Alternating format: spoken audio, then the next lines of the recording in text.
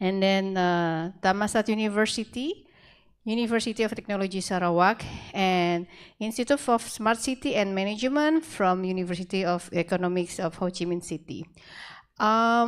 For this event, we will have, in the morning, we will have a mini seminar session, which will be done from 4 speakers. And in the daytime, after lunch break, we will have the workshop.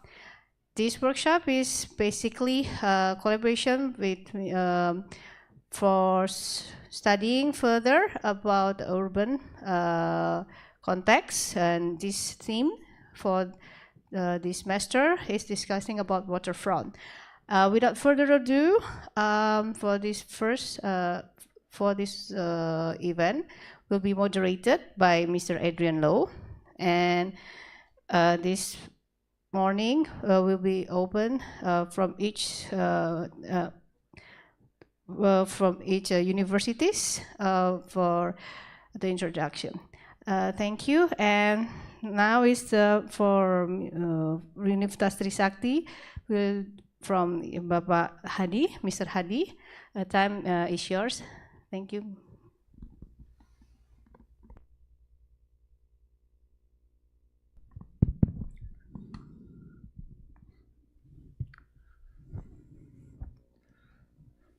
Okay. Assalamualaikum warahmatullahi wabarakatuh. Good morning, everyone. It is a pleasure to welcome all of you, dear colleagues, speakers, and master students from Universitas Trisakti, Thammsaat University, University of Technology Sarawak, and the Institute of Smart City and Management, Vietnam. First of all, I would like to express my sincere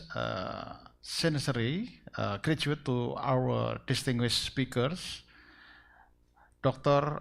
Nur Hikmah Budiartanti from Universitas Trisakti, Indonesia, Dr. Federico Pugioni from Thammsaat University, Thailand, and Mr. Muhammad Oliver Ensor bin Silini from University of Technology Sarawak, Malaysia, and Dr. Nguyen Min Quang, ISCM, University of Economic Ho Chi Minh, Vietnam, and of course, our thanks to today moderator, Dr. Adrian Yatwai Lu from Thammsaat University. This workshop or this seminar is an academic program across all participating universities. It's aimed to provide a platform for our students to engage in collaborative learning and explore strategy for addressing a real-world challenge related to urban cultural heritage in waterfront area. The theme of this workshop or a seminar is especially relevant today. Waterfront are not only strategic urban space, but also hold deep layers of cultural memory, identity, and ecological significance. However, many of this area are under threat due to urban development, climate risk, and lack of integrated planning. Our goal in this workshop or seminar is to equip a student with the tools to analyze such as area and develop context-sensitive and sustainable strategy. After the lecture, participants will work together in group discussion and propose solution for a real case study site. We hope this experience will enrich your perspective and inspire collaborative urban thinking across culture and discipline. With that, I wish you all a productive and inspiring workshop or seminar. Thank you. and enjoy your participation. Good morning. Okay, thank you very much, Mr. Hadi, for the welcome speech. And hi over there, moderator Adrian. Could you hear the sound of in here? Yes. Okay. Thank you.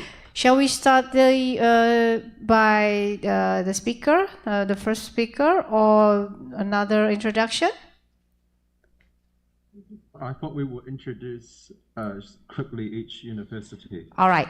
Okay then. So now we would like to invite from Thammsaat University for the introduction. Time is yours. Thank you. Hi. Thank you from Indonesia, Vietnam, Malaysia, and Thailand, of course, for joining this international workshop today. And thank you to the organizers for working together to put this event finally in reality.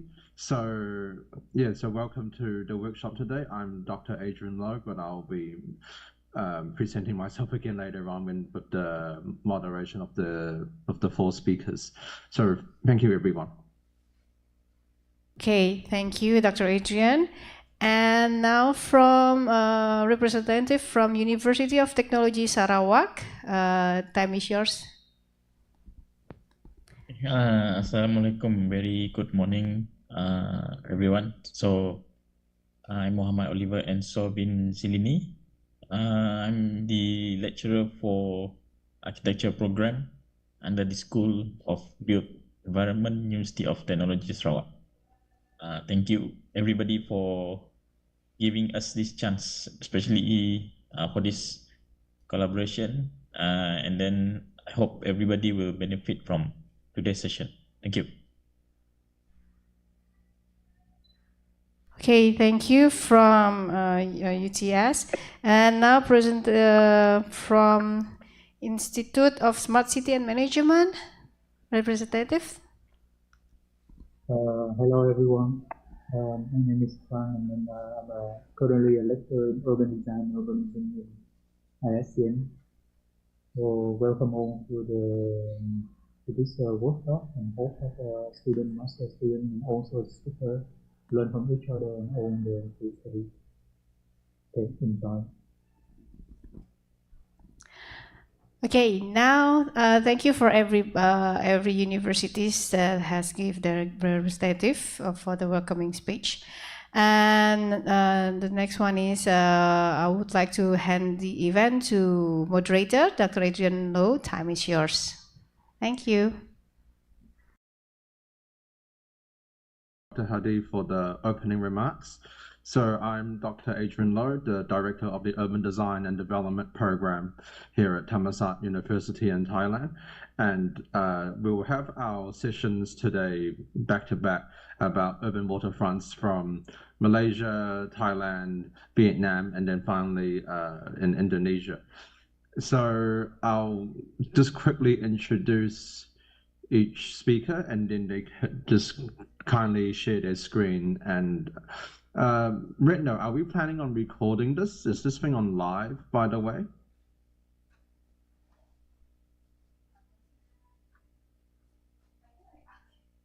Retno, did we talk about uploading this somehow? Adrian, it's already live. We're having okay. like YouTube live streaming. All right, no worries. This is as a documentation for each parties. Thank you. Okay, thank you for letting us know. So our first speaker from University of Technology Sarawak, Muhammad Oliver Enso bin Silini. Recording in progress. He'll be presenting on the topic of the development of Kuching Waterfront. So please share your screen and then we can follow. Thank you. Okay, thank you, Dr. Adrian. So let me share first.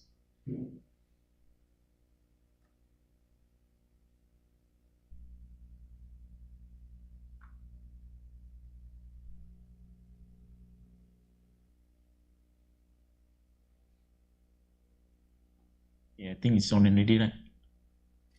Yes, we can see. Thank you. Please go ahead. Okay, so,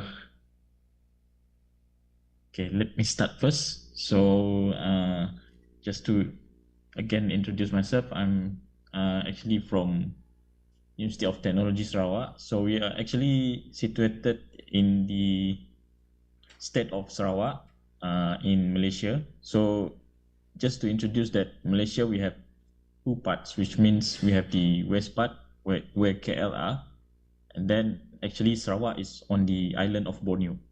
So Kuching is actually on the northern part of Sarawak, the state of Sarawak, and also it is in the island of Borneo.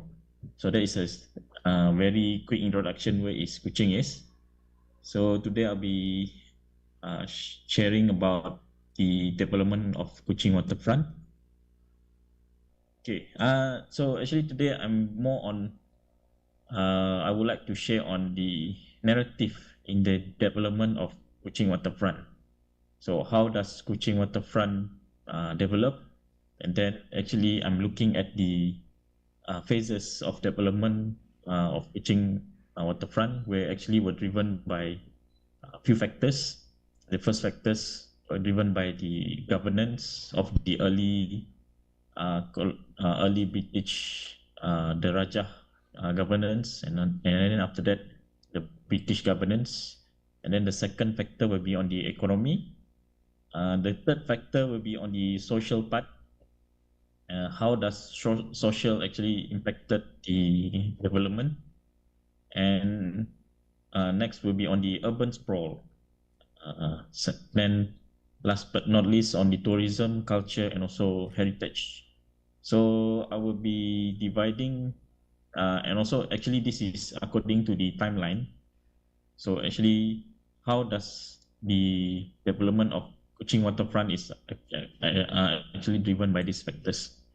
Okay, so I will start with the first narrative, which is on the governance. Okay, actually the Sarawak was actually first governed by the Sultanate of Brunei. Okay, but the first governance was actually were taken over by the White Rajah, and there were 3 generations of the Brooks family, the so-called White Rajah. So Rajah is actually referring to the terms Raja, which is, for the Malays we call it king.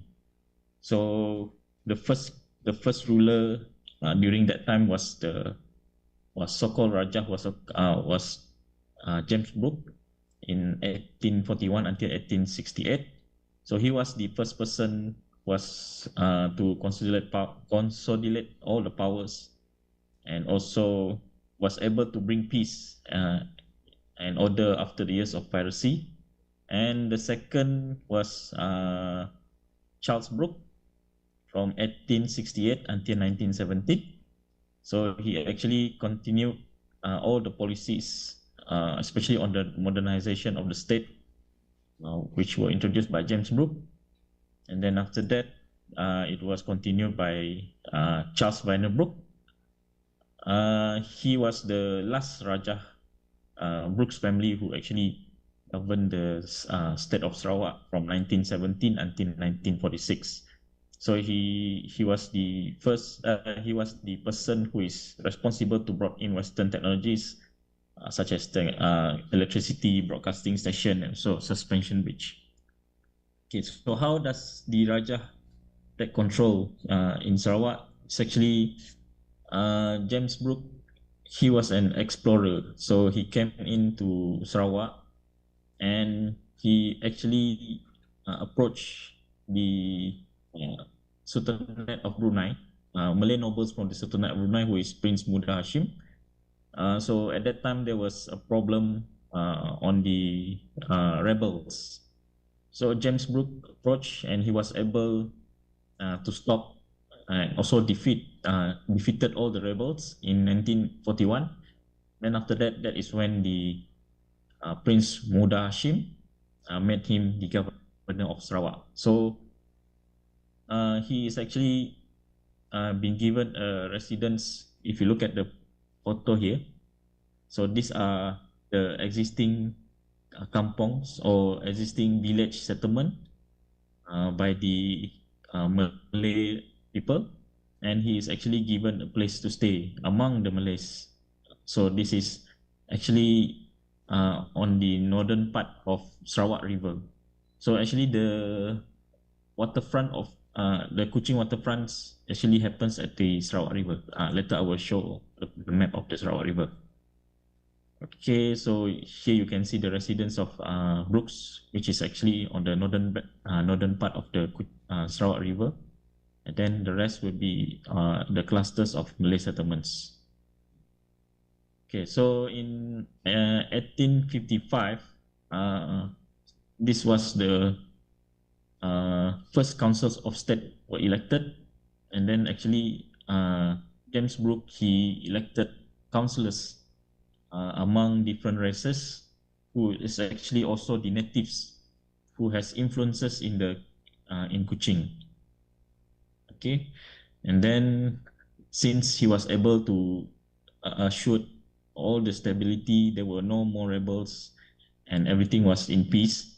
So that is when all the tribes and traders from different parts outside of Kuching, they start to settle near to the river banks of Sarawak River.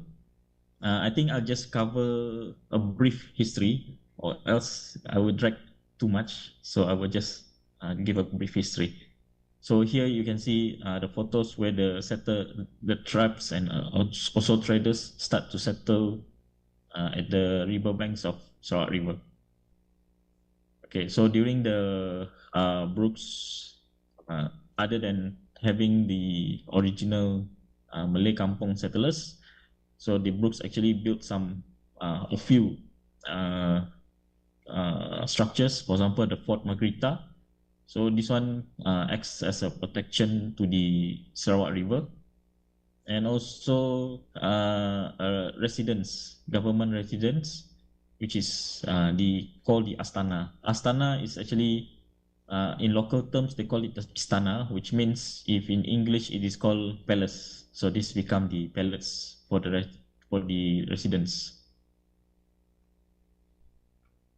Okay, next I will move into since the narrative started by the governments, and then how does Kuching Waterfront started to be to build itself. Okay, so since the settlement along the riverbanks of Sarawak River, this is Sarawak River shown here. So on the northern part is actually the settlement of the Malays, and also where the Brooks actually they stayed. And on the southern part is actually where are the starting point of the all the commercials, all the ports were starting. Okay, so from the growth of the settlement, so that is when the establishment of the port city started. It's actually on the southern part of the riverbanks of Sungai Sarawak. And when they started the port city, they also built the other supporting infrastructures, for example, like barracks, and then, for example, some courthouse, some residentials, and also some administration office. So, but actually, the way they built it, all the structures, they still maintain try to incorporate the vernacular forms of the locals and also traditional practices. And actually, the one who builds all the structures are by the locals. Okay, so from this diagram, you can see on the northern bank, these are the local settlements of the Malays. This was in 1890s. And on the southern bank of the Sarawak River is the market, where they start to do all the trades. Okay, and this is a map drawn at the 1890s. So from the 1890s compared to 1970s, there was not much proper road. There's only one main road here, which is the Rock Road at the middle here, and then followed by some few roads, Kapatan Street, Keling India Street, and then in 1819s they started to have more proper roads connections towards the ports. And actually, the port started with the main bazaar where all the trades happen, and where all the traders from the river actually gathered there, and they do the trades. So you can see here, starting from starting from the ports, they start to have courthouses, Indian mosques, and then residential, and also other infrastructure to actually support the ports. Okay, and then this is a photo from of Kuching in 1910.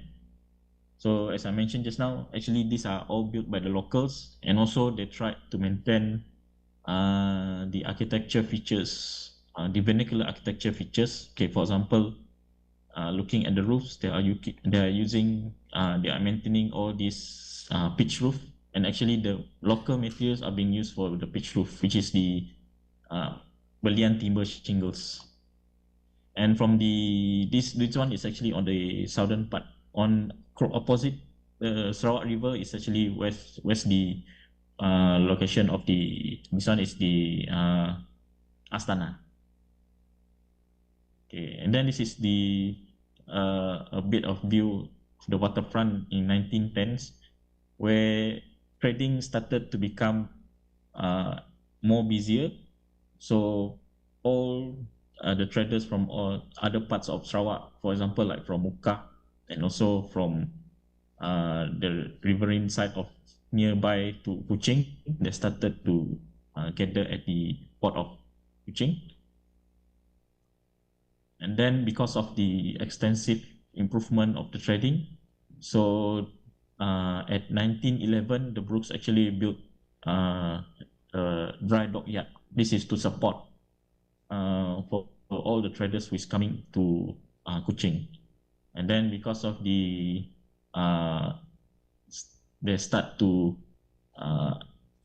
expand on the economical part. So factory and mills were also constructed. This one actually just the purpose is to reduce the transport of processing products along the port. So just now this is the view of the Brook Dockyard. So this is a huge vessel here. All wharfs actually now is the current waterfront, and then these are all actually the factory and mills, and the Brook Dockyard is actually at this block. Okay. Excuse me. And then after that, in the year 1916, because the Chinese who came to Kuching, actually they were involved with minings, especially on gold and also antimony. So the Brooks actually introduced railway tracks. So the railway tracks actually extended 10 miles. It's actually along the Rock Road, at this central road. So actually in 1916, they introduced this railways we've also trained, but it's actually stopped in 1931 because of they were unable to sustain. So from all the remainings of the tracks, all the steel tracks, everything, it was sold for scrap. Okay, and then this is a view of 1917s, where the Northern Bank, they still have settlements, but it was lesser. But on the Southern Bank, that is when the British administrative and also all the buildings started to dominate the riverfront. Again, in 1930s, Southern Bank, that was when is the introduction of the dockyard, which actually improved and also increased the numbers of traders coming into Kuching or the Sarawak River. Then on the Northern Bank, some of the Malay villages started to form because of the increasing busy market along the river. And in 1931, that is when the first police station was introduced. And to protect the river itself, they actually built a square tower here for protection. And then the Brooks, actually they have one company which control all those trades. So this building is actually the building for the Sarawak Steamship Company. Okay, and then this is a view of the waterfront in the 1960s. So this is where the Brook Dockyard is. And then this is how it looks like in the 1960s, where we can see a lot of ships docking at the port. And then in 1950s, everything started to expanded, and then they have this. This is the view of the Van Hoek Walk in 1950s, and they started to develop more, and then more shop houses were built to support on the trades. So this is the view of the India Street in 1960s. Okay, and then this is a map of showing the Kuching in the late 1960s ruling. So you can see the yellow color is actually the port infrastructure to support the traders coming from the river, Sarawak River. And then the red are all these government buildings, and the settlements are actually on the northern part of the Sarawak River. You can see on the northern, and also the other outskirts of the waterfront itself. So the port actually started here, and it was called as the main bazaar. So everything happened there. Okay, and then when the economic start to boost, so and everything started to increase, there was not enough space for the expansion. So only 1961, actually the port authority was introduced, and when everything was expanded, so they need a wider wharves actually to accommodate bigger cargo ships. So this is when in 1961, actually the function of Brook Dockyard were moved outside of the original location. So it was moved more to the northern part. So what happens is once the port was losing its function, so many riverfront infrastructure, they become unused, and initially most of them were demolished. And most of the developments started to sprawl to the southern part of the river banks. But still there are some small and also medium commercial building will still continue. So these are some of the photos of the shop houses in the 1960s along the river bank. And since the functions of the ports were no longer there, and it has been moved to the other parts of Kuching, so the waterfront itself starts to deteriorate. So you can see some of the facilities were demolished, and then some of the administrative and also some of the storage area were left abandoned. So they started to demolish it. So actually, if you can see at this photo, there's not much vessel or not much ship on the Sarawak River. So everything start to go slow at this moment. But then on the even though the port started to lose its function as the connection port and the connection of the people and also all the traders, but the post office were built, and also the company. This is also the view of the Carpenter Street. Okay, and then in the 1990s, this is when the Kuching city started to develop, where less government buildings, and they started to introduce community buildings, and also port infrastructure has become lesser than the previous one, and local settlements started to increase, commercial buildings started to increase. Okay, and then this is actually just a street view of how it looks today. Okay, in terms of social, after the deterioration of the port itself at the Sarawak River, actually after the Brooks ended, so actually it was governed by the British colonial until 1963, when actually Sarawak was given independence to join Malaya, which is now we are called the Federation of Malaysia. So during the independence after 1963, this is actually marked by racial tension and also economic challenges. And what happened was the capital city of Kuching, it was split into two authorities, and this is due to the fact that the northern part was more on the Malay settlers, and then on the southern part is more on the Chinese settlers and also the Indian settlers. So this is when the settlement, Chinese settlement governed, it was governed by the Council City of South, or now we call it MBKS. And then on the northern part, for the Malay settlements, they was actually governed by the Commission of City of Kuching North, or now we call it DBKU. So actually the differences or the separations become evident when you can see now in the city of Kuching. You can see there are areas which are majority are Chinese. For example, like this one. This one is Chinatown, and also we have Indian Street. So at the part of the old waterfront area was set.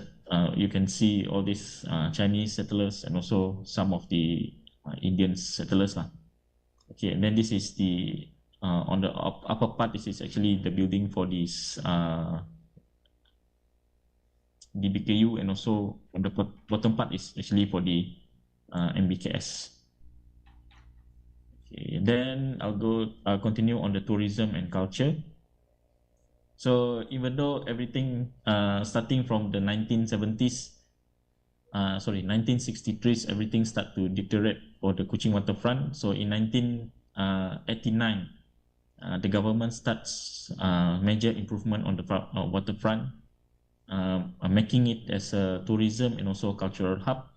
So hotels, restaurants, and shops start to cover all the existing shop houses, and also they start to build new buildings, new hotels, and also it becomes being introduced as a tourism spot, especially when they improve actually on the waterfront of the Kuching waterfront.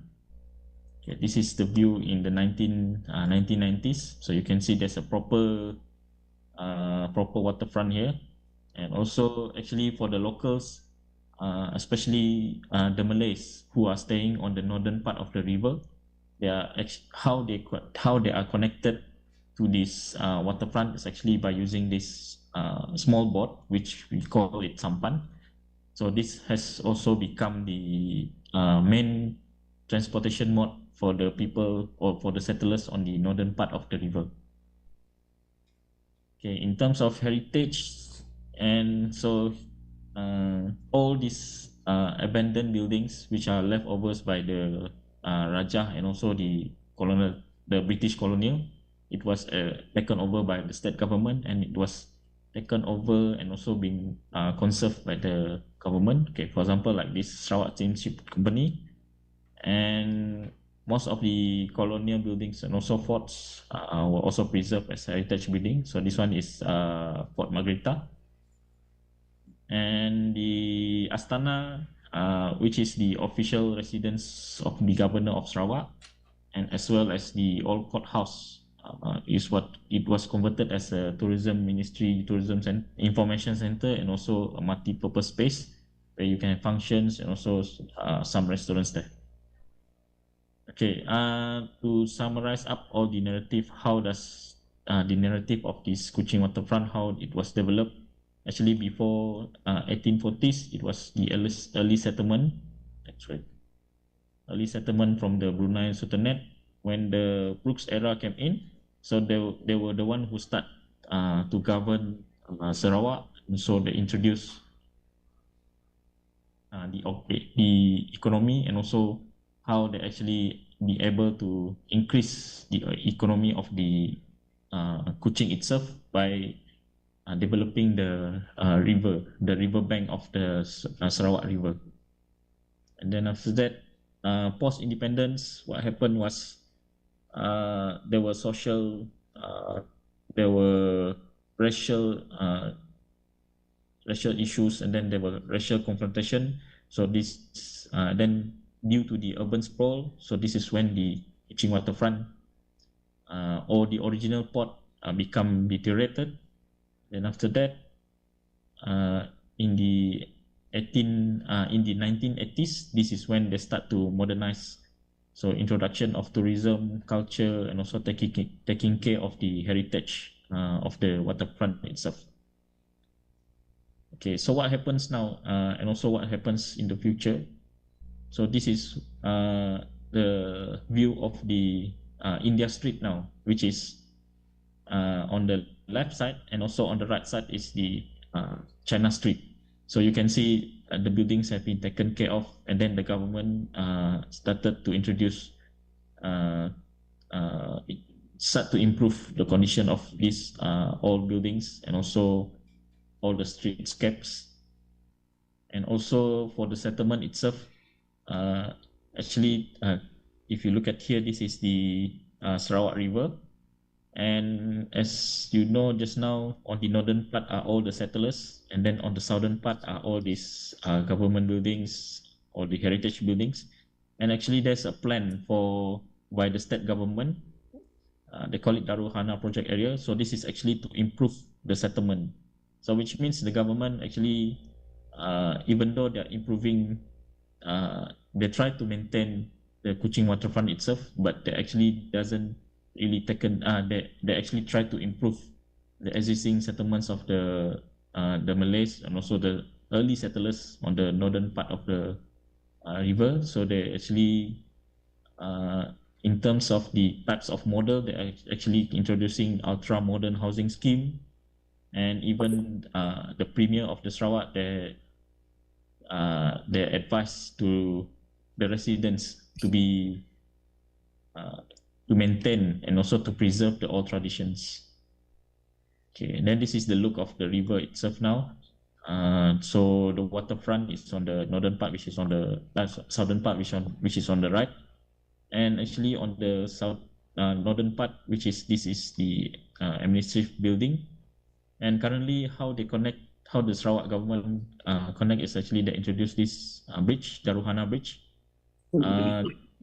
Is that the locals who were using the boat or the sampan to cross the river, so they actually affected a bit, but somehow this is actually to increase the tourism, where it's easier for the locals and also for the tourists go visit or to pass by the river. So this is actually an effort for the people and also from the government to maintain the importance of the Kuching Waterfront itself, and also try to connect on the northern part of the river itself. So I think that's all from me. Thank you.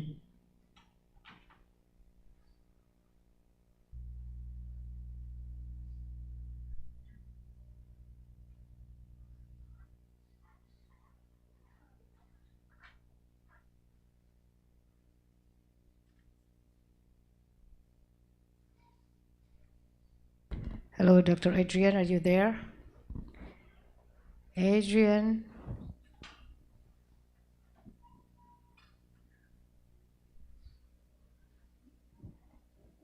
Is Adrian, I think, disconnected?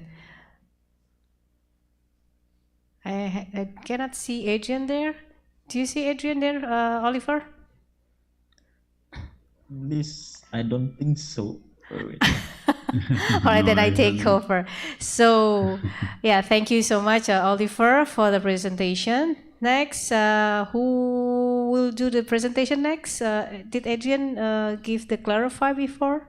Yes, hello. I think I can be the second one. All right, then. Since we were discussing, I was ready. No problem to me. Okay, grazie, Federico. Prego. Thanks to you. Okay. So I can start sharing my screen right now. Yeah, you can. You will see. Okay.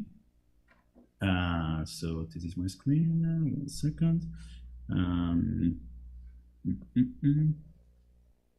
Second, I will try again. Share. Okay. So, can you see the presentation? Is it visible? See. There is a waterfront in Bangkok, Thailand. Okay, perfect. So I will put the full screen, and thank you everyone for the invitation. It's a pleasure to be here. So I'm going through a few, let's say, things, and the first thing that I wanted to basically remark is who I am. So I am a lecturer and in urban design and development. I'm an architect, so in my, let's say, point of view, there is always this background. I'm from Italy. I'm currently as well a PhD candidate where I research. And let's say that in my experience of research in Southeast Asia, there is a comprehensive urban research on regional forms of urbanization, urban design, culture, and heritage. So I wanted to start this presentation going for plural. Waterfronts, exchanges, cultures, and heritages. Maybe grammarly speaking is not perfect, but I just want to refer to one idea.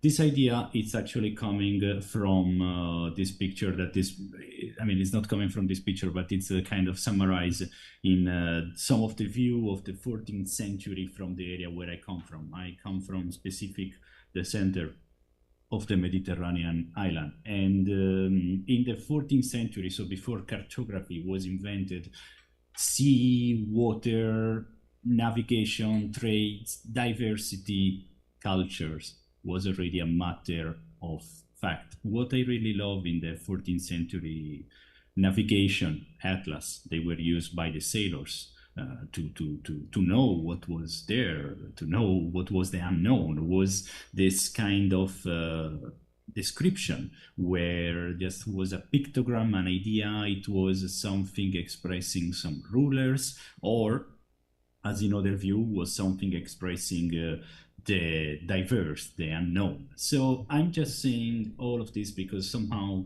behind the waterfront or the idea of the river, there is always some underlying idea of complexity.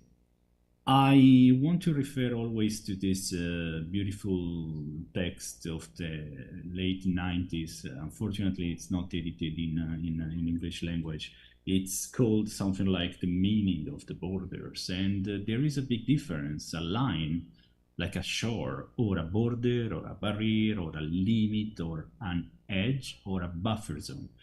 Well, when we think more specifically to some waterfront, riverfront, we have a big diversity. We can think to waterfront or riverfront are spaces for division or of divisions. Trades inhabit, so we can live in the edge, we can live in the border. Exchanges, I really love them.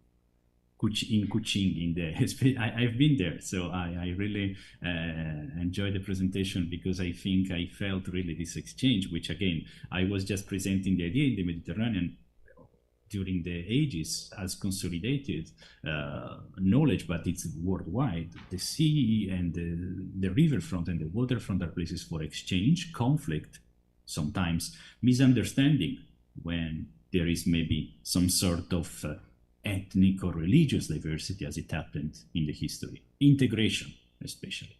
So I'm going to speak about Bangkok, that as you know, it's something very special and specific. But to do that, I just want to point out one very famous reference of the urban geography, which is somehow we need to consider that when we speak about Southeast Asia, due to the nature, urban transitions are space economy transitions. So we are speaking of something related to trades, related to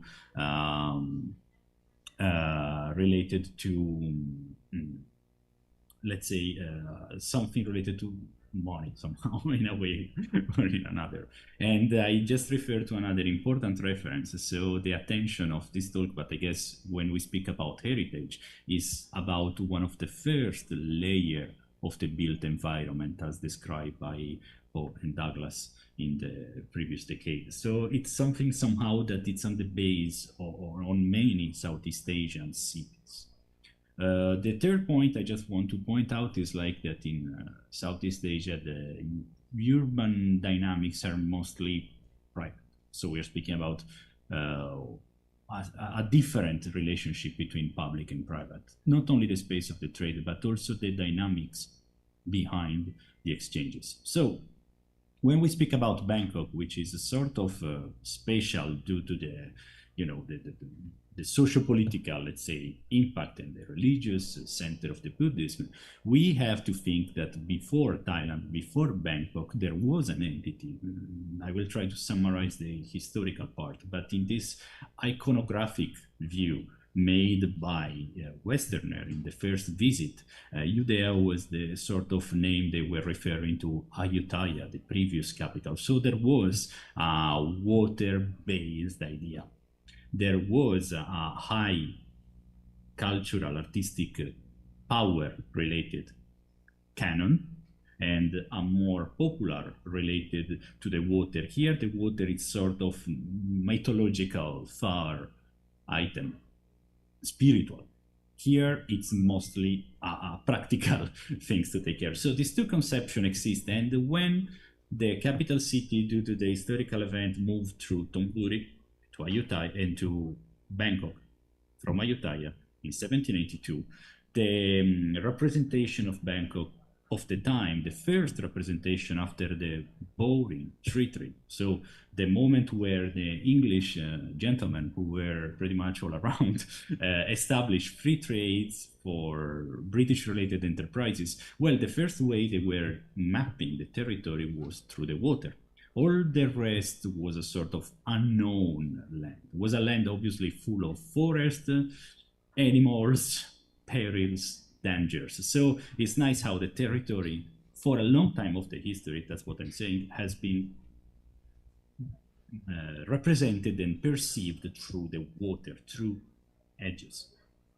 Same, also the urbanization. These small dots are religious places, foreign cemeteries, business enterprise, hotels, embassies, dockyard, and it happened through the water, because the water was the big main road, was the highway, was the space for trade and commerce. This is the closest, one of the oldest photographies of Bangkok, and we can really see how the central element of the water was bringing together the people. And when we look at cartography, let's say we can perceive how the water edge was something privatized first, was something related to the business positioning, was something that maybe was related to some military defense of the past, but was mostly nonetheless a space of interaction with the main highway of the time.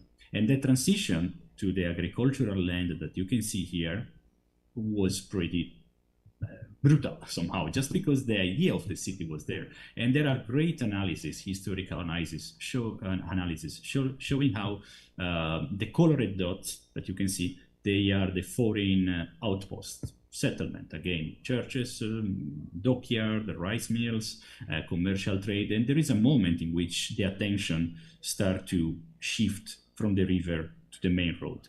And there are some dynamics which unfortunately I will have to skip through. The buffer zone of the area slowly turn toward the road, and just fast forward a little bit, there is an age in the 50s with the modernity in which, thanks also to the rules of the US, the road and the idea of the city change.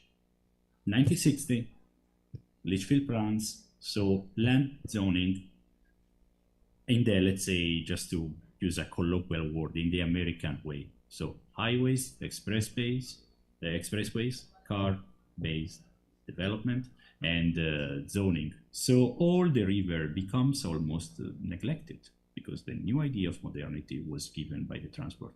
In black, you will see here the rapid, abrupt change of population of Bangkok. And that's pretty much maybe just one quick image if you come, or if you came already to Bangkok and you remember some shopping, hopping, and you see that it's kind of this. So as well, more sophisticated recent analysis actually show how not only the waterfront is sort of already saturated, but also the green cover is kind of gone. So we can say that there is a process through the planning, urban development, the policy making, turn the shoulder to the water, and we are still somehow confused in terms of mobility in Bangkok. I love this map because it's blending waterways and roadways, and I think it's really capturing this idea of a complex network. The point is like that everything that I discussed before, every local communities, because another thing is that in this area specifically, and due to Bangkok, let's say, legal tolerance, diversity was great.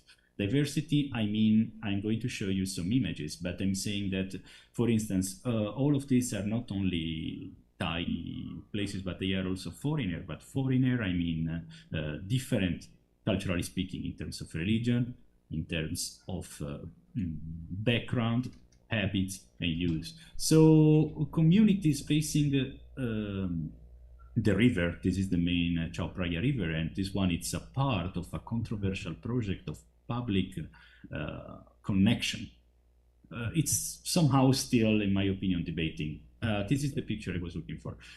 This one, it's one exercise I did with some students, and we shortlisted together only in this small area of few kilometers on the Chao Phraya River. We shortlisted 13, 14 different traditional places. What is great is like that this is one of the greatest Buddhist temples.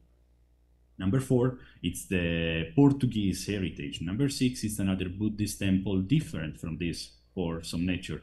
Number 7 is one of the first, one of the park, let's say, so one of the sign of the monarchy. Chinese shrine, a Shia mosque, and there are other mosques coming from settlers from different origin. There are other kind of trade-related temple, but all of this, in fact, it's a part of a process of historical consolidation. So yeah, this is the Klong San neighborhood, the difference between the first mosque of Thailand, one of the first Catholic church, one of the most visual temple, and one of the several Chinese base and Chinese heritage temples. All together living with production, because another place that we visited is a sort of soybean factory production still with traditional method. So riverfront today for the community are places for daily life, we can say, daily activity. Somehow they are forgotten. This is actually maybe the second, there are 3 only forts left from the historical original fortification of Bangkok. It's just a wall beside the housing of the police station, and it's a space which is sort of neglected. So heritage still survive. This is pretty common as well. When we visit the community, we have spaces like this, spaces of tiny always and darkness, maybe some infrastructure for sure, community bond, that's specifically a Muslim community. But most of the time we have this, we have decaying socio-economic activities. We have maybe at the best few things surviving.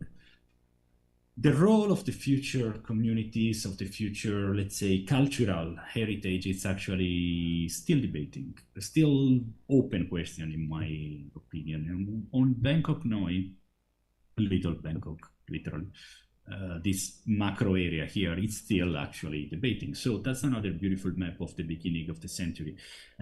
Zooming here, you can see how, in fact, this was related to some Muslim settlers from probably was the Malay area, which they were still living due to their main economic activity on some sort of floating. So they were bringing from home, basically, their own way to approach the site. the agricultural land was predominant, and this state of this community survived during the years. This is 1932. We are speaking about mostly, specifically, I'm showing this corner here, which is very important because the main royal palace, the center, the core, historically, culturally, politically, it's here. Bangkok is spread around, but that's the main core. And this area is just here, just across, literally. This is the main headquarters of the Thammsaat University. And the royal palace, it's here. At the time, Thammsaat University was not existing, but was around here. And this is also the other thing. The back was completely agricultural land. It was some sort of productive. It's interesting because in 1958, we have the first aerial photography. And with this aerial photography, we can see how during the time the community here got limited, but another community here, sorry for the quality, but this image wasn't matching. This other community, it's still existing, and it's related to other bronze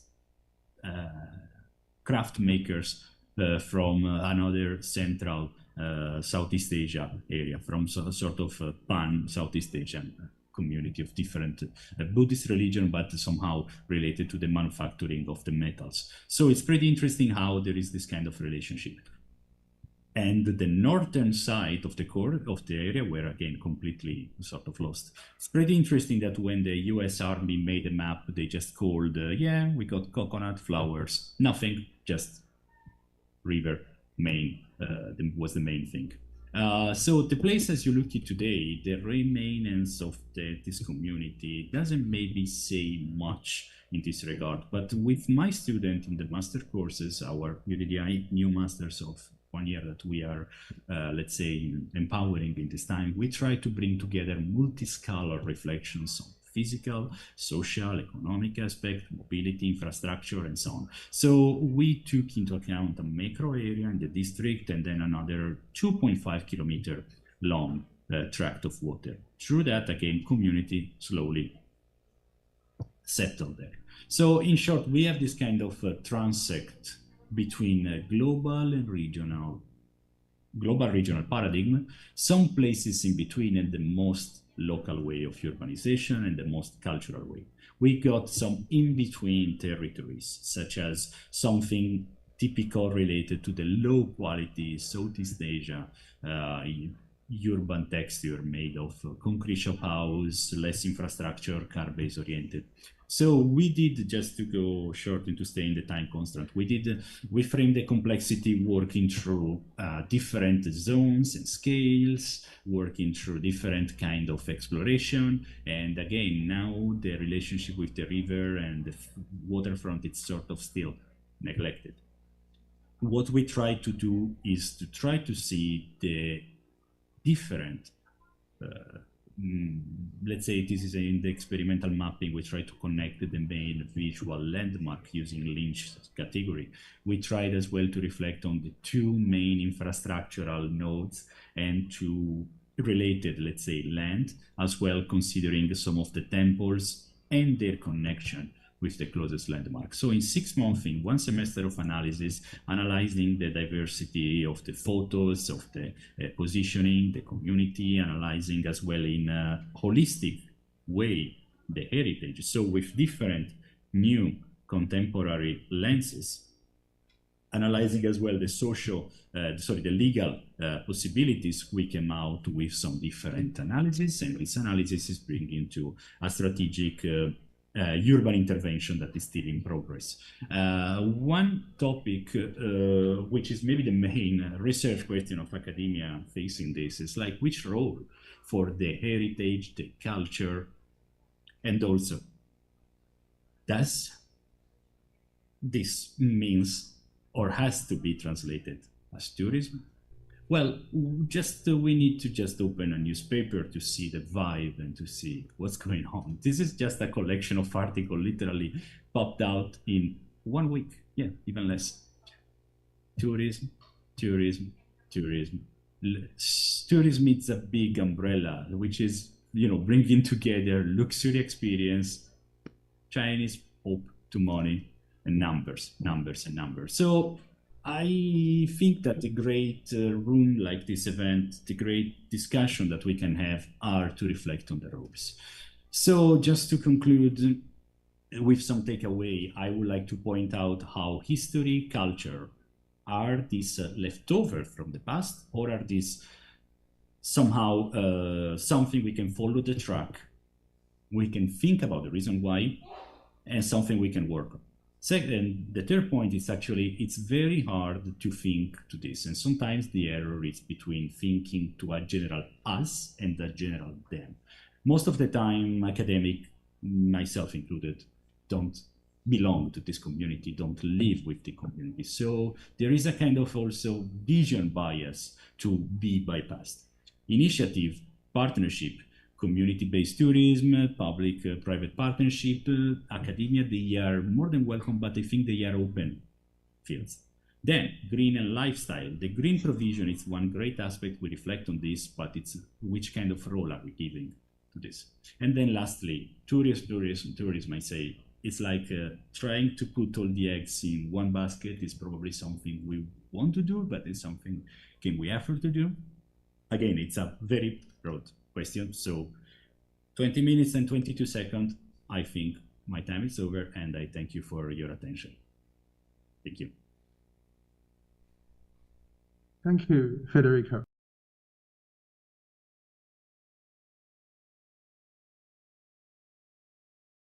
End of the last presentation. So it's good to see two very different but quite similar waterfront developments between Malaysia and Thailand, and it comes to show there is a distinction between waterfront or the water's edge and then the use of the water space. And I think Federico picked that up quite well at the beginning of how we need to see the waterfront is changing not only in the physical, but also in our concept or our perception of the waterfront over time. And I think that's, showing the social, cultural, or even the colonial influences.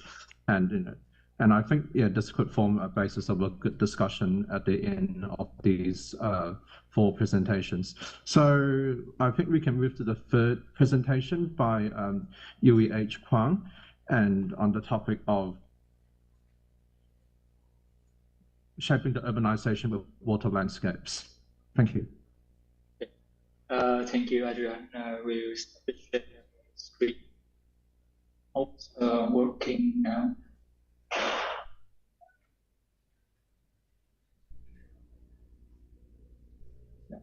Could you see my presentation screen? Okay. Thanks, Adrian. Thanks, Retno, for the chance. And I'm going to present a case study. It's actually a design assignment that I was part of it. We can see. Thank you. Yeah, I was part of it in 2019. So to compare to the last previous presentation, mine is more about design exercise that to show the power of landscape, to show the power of water to shaping the urbanization in the Ho Chi Minh City. First, wine design. And then we always think that, myself always think that design is not just to present a project, to make it to solve any problem. But design is actually a way to think. And if we go back to in history, that a famous project by Constant about New Babylon, that show that his project, where he's the painter, so this project is actually to really show that the power of design as a way to think about a new urbanism, think about a new way that how the city is to grow, think about a new society, a new cultural landscape.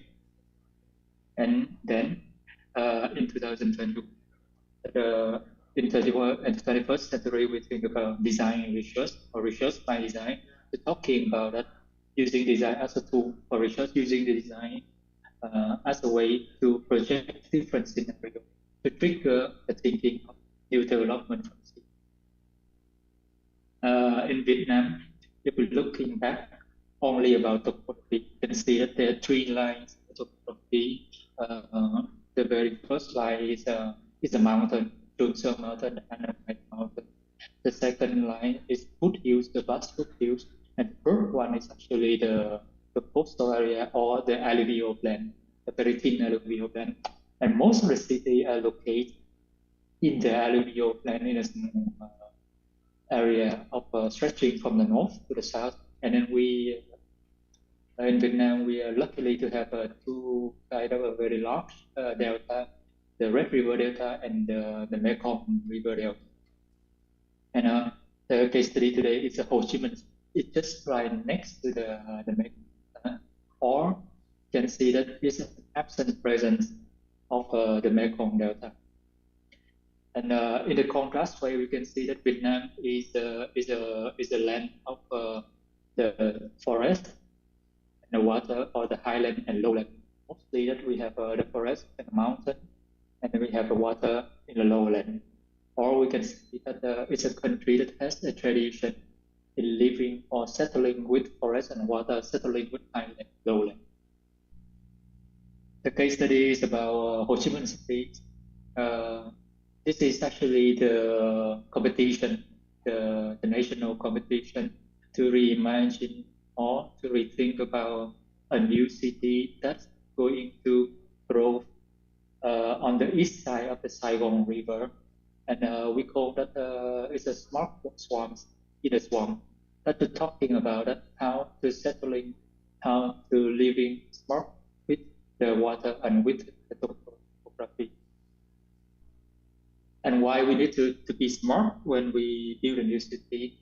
As we know that global warming or climate change more than ever more manifest. And if we have a scenario, the worst scenario, that the temperature is growing at 11 degrees, then we will have all the water from the north and from the South Arctic to melt. And Vietnam, or especially Southeast Asia, will be mostly submerged under the water, the red area. And as well as about CO2, that if we compare CO2, how we consume the energy, how we release a lot of CO2, and we see that it's more than 10 times the height of the Everest. So it's the right time for us to rethink, to act radically, to change different in the way we're making our city. Talking about territorialism, as I said before, the Ho Chi Minh City is a delta, is settling on the delta of Saigon and Dong Nai River. And this delta is just one step lower, just one step higher than the Mekong Delta. So all the things we're doing here in this delta will affect the Mekong Delta, the most inhabited delta in the world. And for sure that there's a relationship between the Saigon Dong Nai River Delta to the Mekong Delta through the extensive water structure.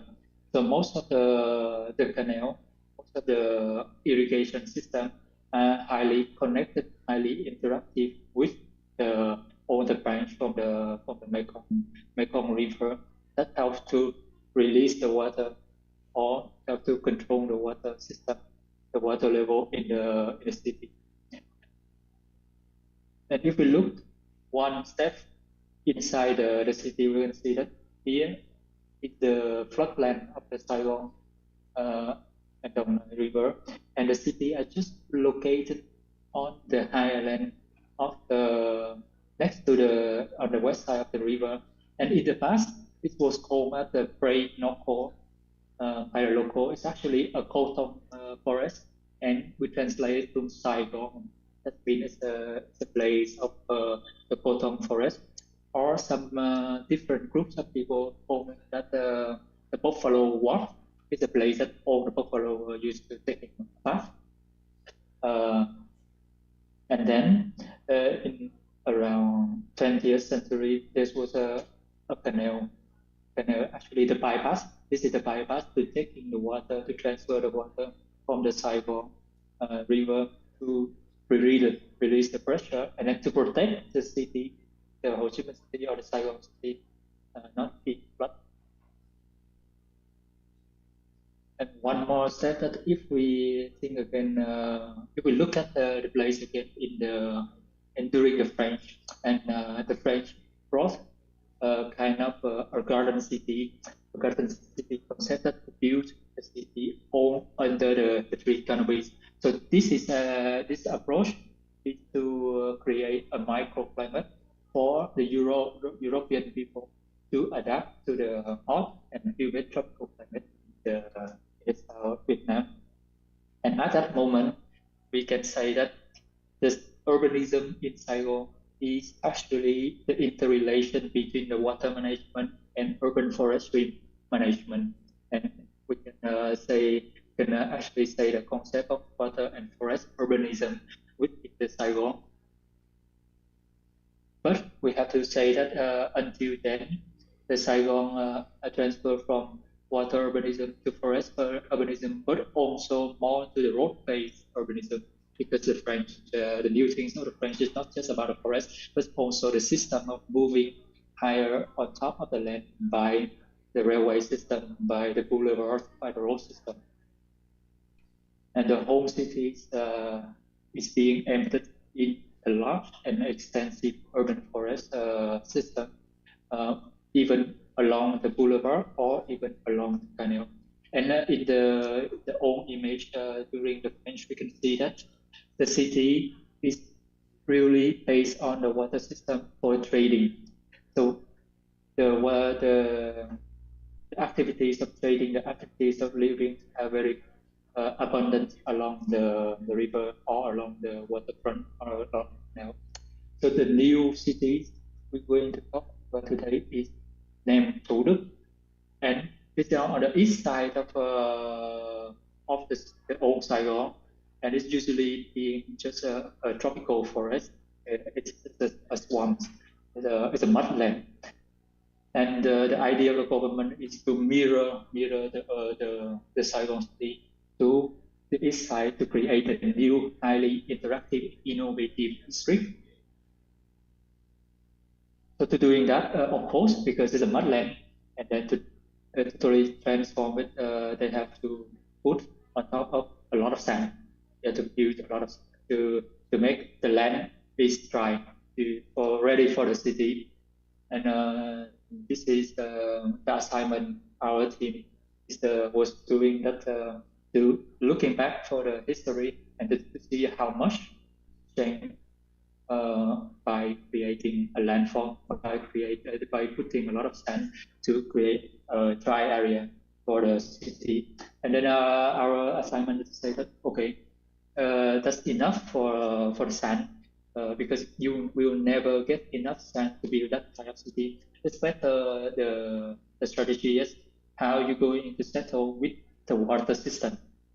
So that's why that we create this kind of map to see that the new area is not only about the high level, it's all about different small branch of the water, and also about the inundation, how the water is going up, how the water is going down.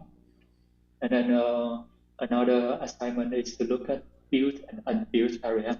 So now the existing is the built area is growing more and more.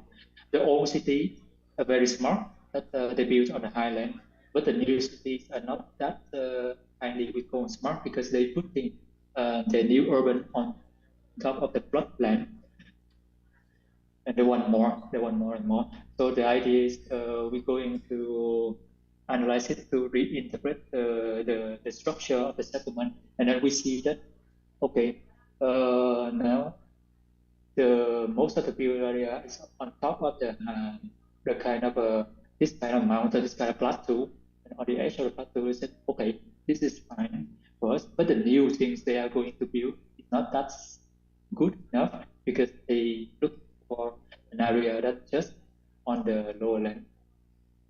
Is a structure that we use kind of a system of grandes zonas or hornbuskets to really looking at the grain of the urban tissue.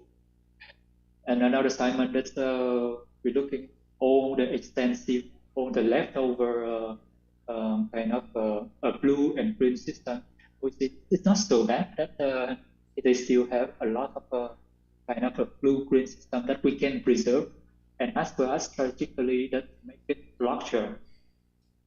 And we have to say that the open landscape is the most valuable thing in the city, because it will be the place that contain the water that helps the city to be resilient from the flood during the development. But unfortunately, all of this kind of landscape are eaten slowly by the urbanization. And we are going to make a proposal that we only choose all the highland to put as much as the urbanization that they want, that the city want. And here is the proposal. So we're going to put all the new urban development in red on the highland. And where we put the urban development in the blue area, we have to change the typology that fits more with the water. And as well as that, we're going to extend or strengthen the existing blue-green system to make it more diverse, to make more forests, to make more rooms for the water, to make more gardens. And we're also doing the research for different types of trees, different types of parks, different types of gardens, different types of forests, to create actually a metropolitan park for the Ho Chi Minh or for the new city to grow. And as well as going along with the blue-green system, there's also an assignment to rethink about the mobility within the city. And when we think that the city is not a tree, so we don't base on one hierarchy system, but we move like a rhizome. That to move within the city, that we move like a constellation, the constellation that based on the water system, the constellation that based on the new metro, the new tram system, and also that based on the existing road boulevard that we have kind of a constellation, how we transform from the water system to the railway system and to the road system. And at the end of the day, that is our proposal. We didn't win the competition, but we gained the recognition from the government that that actually that our proposal will be a reference in how we transform the landscape, how we make a metro park system for the city growth. And then we're going to in the detail, like the previous presentation, that going from the very large scale, the territory scale, to a very small scale, that to examine a 7+2 landscape and urban issue. And here I only present the issue that relates to waterfront. The idea is to create a highly interactive, innovative district. So we kind of project a totally super dense, super highly built area. It can be compared with the project of Thammsaat in Tokyo Bay. That we present again we think we present again kind of alternative project from the existing government. Existing government is heavily put everything on top of the land, but we think that we can use the existing landscape and transform it a little bit. And we recognize the 3 steps of the topography. The first one is kind of a river front that we will cover by the kind of a flood forest. The second thing is kind of a half wetland, flood or not flood, depends on the season. And the final step are the higher level that will be covered by the urban park system. And the urban district are being projected with kind of following to walk the river, and then to create different kind of typology that can easily sit on the steel to adapt to the flood level. And it's the image of the new waterfront. And during the competition, our team is also proposed a new app that we have a Grab, we have several apps that co-link a motorbike, co-link a car, and then we're thinking about co-link like a boat, different kind of boats, different type of transit by waterways that people can easily choose which which boat is available and which boat the light they can choose from a large boat with a buffet or a very small and very fast kind of one. So that's it for my presentation. Thank you, Pang, for a very interesting presentation showing us the importance of the green and blue space to address issues of climate change and urban resilience, and shows another very important perspective from culture, heritage, and then landscape. So thank you for that. Now I need to introduce my good friend who took ages to come, but after she's there, Dr. E. So I'd like to introduce the last speaker of today. So sorry. Yeah. So sorry for very late on joining this seminars or this workshop. Unfortunately, I have another workshop that I have to attend. so sorry. Okay. Allow me to share my screen.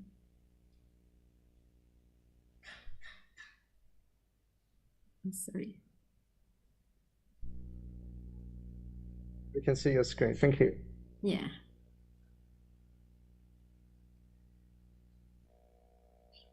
Okay. Thank you very much. Good morning to all speakers and mentors and students and everyone. Warm greeting from Jakarta. I'm so sorry again, especially to Adrian for being very late joining this session. So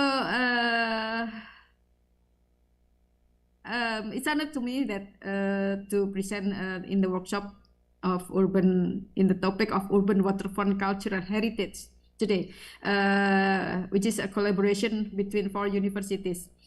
The topic that we discussed today is actually in the intersection of various aspects of architecture, urban design, heritage conservation, environment, socio-culture, as well as economy. So from the previous speakers, I have saw the very good examples of heritage waterfront projects.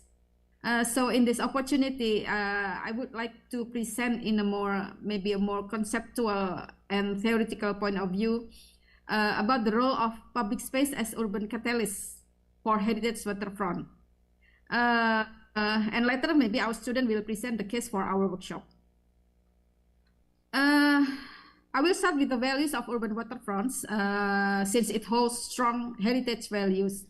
There are more than just physical edges between land and water.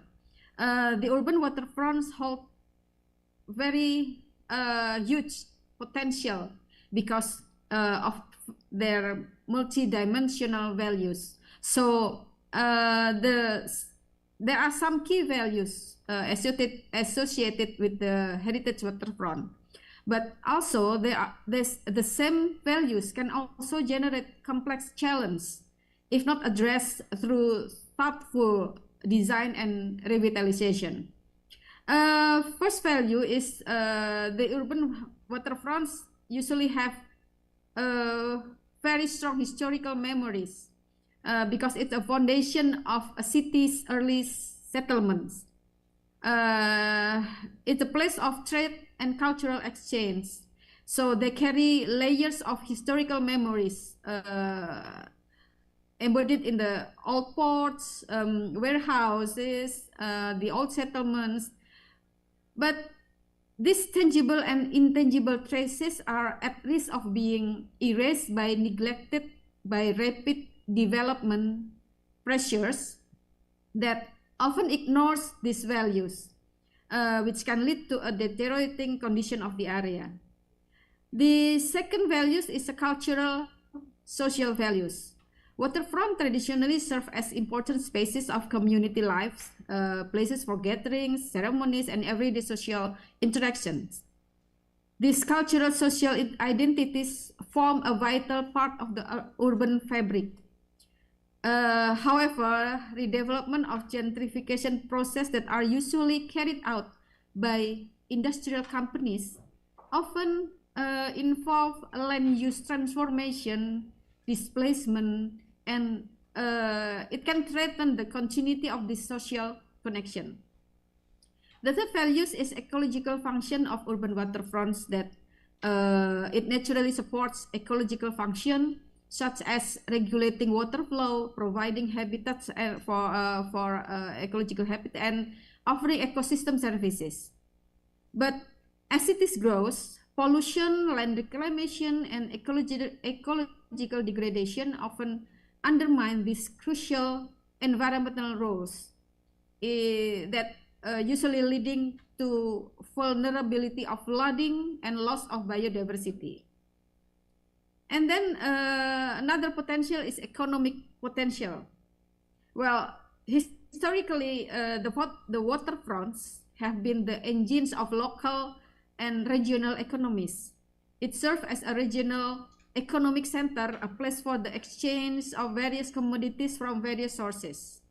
However, while there is a push to maximize their economic potential through redevelopment, it tends to over commercialization, and the control of economic activities by big players can reduce cultural values and exclude the local communities from enjoying their benefits. And the last potential is the scenic quality. I'm sure that we all agree that on the aesthetic and scenic quality of the waterfronts. Their open space vista, the people can enjoy the grandeur of sunset or sunrise of the historic silhouettes and the interaction between land and water.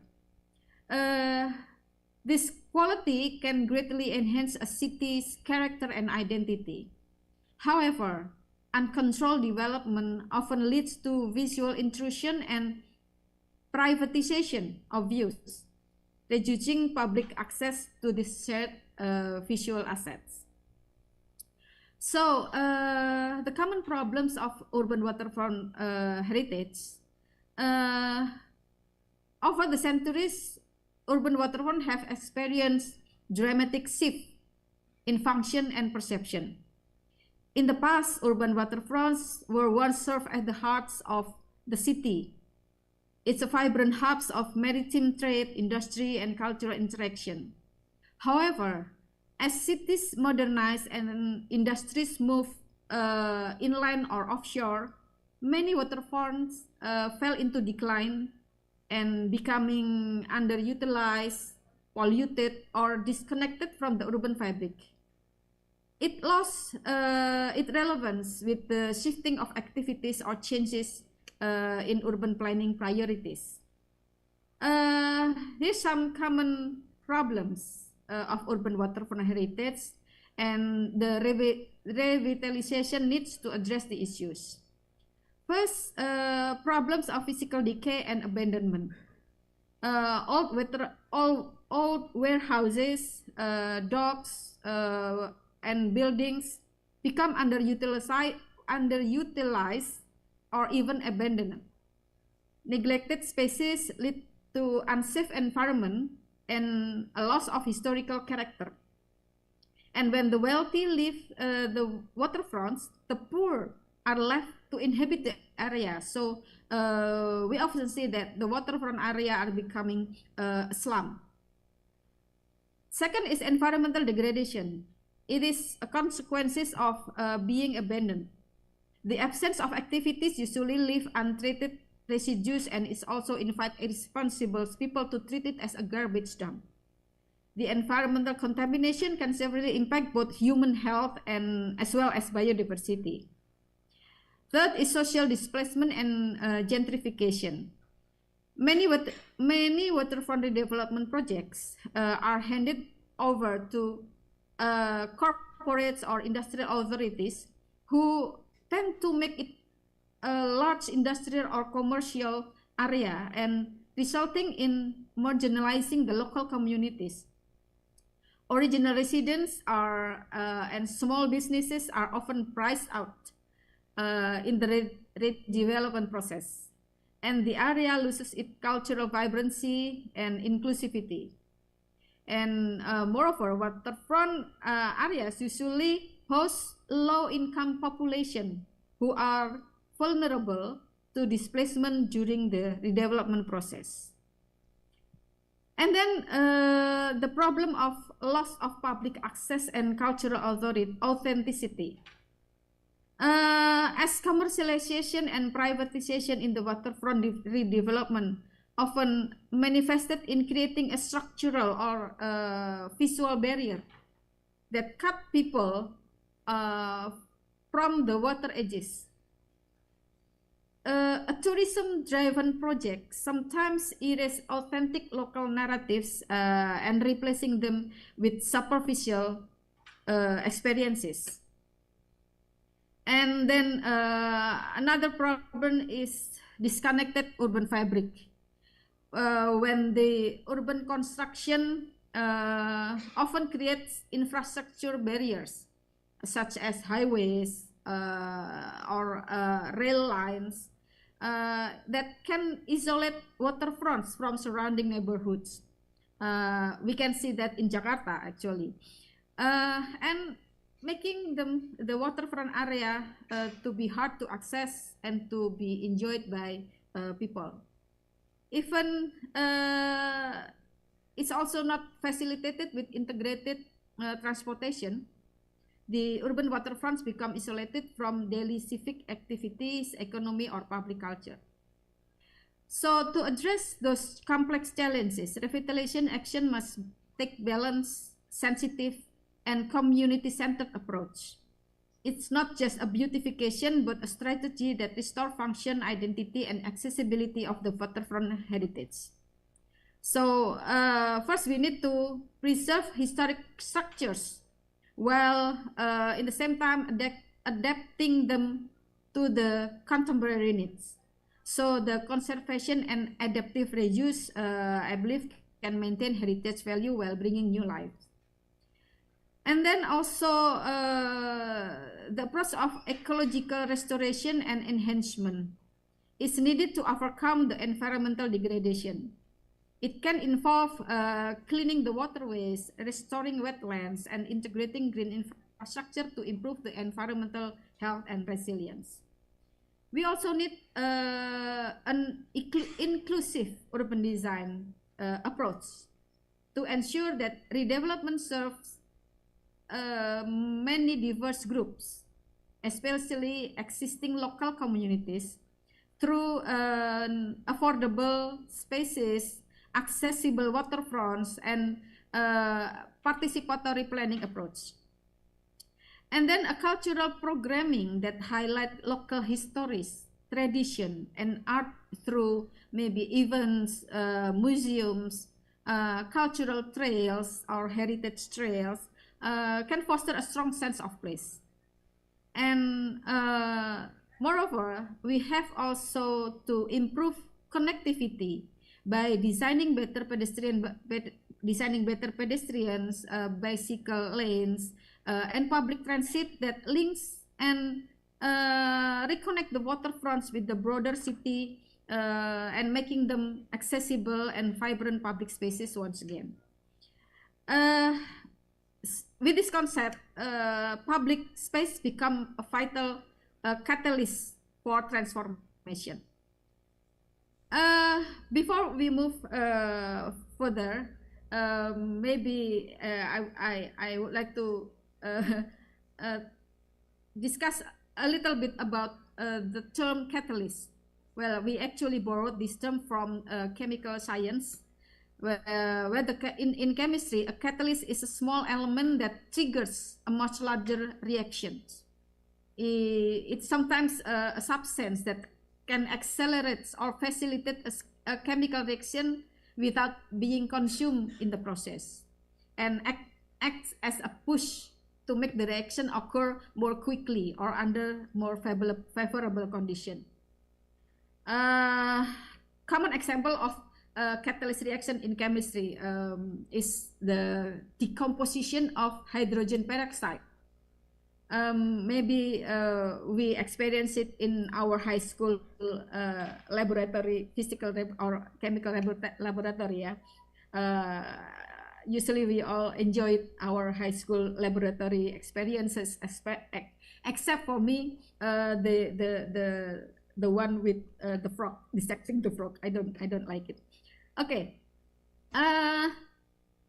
Similarly, in urban design terms, urban catalyst refers to a strategic intervention, often a small-scale, targeted project that can trigger broader physical, social, and economic transformation of the area or the city.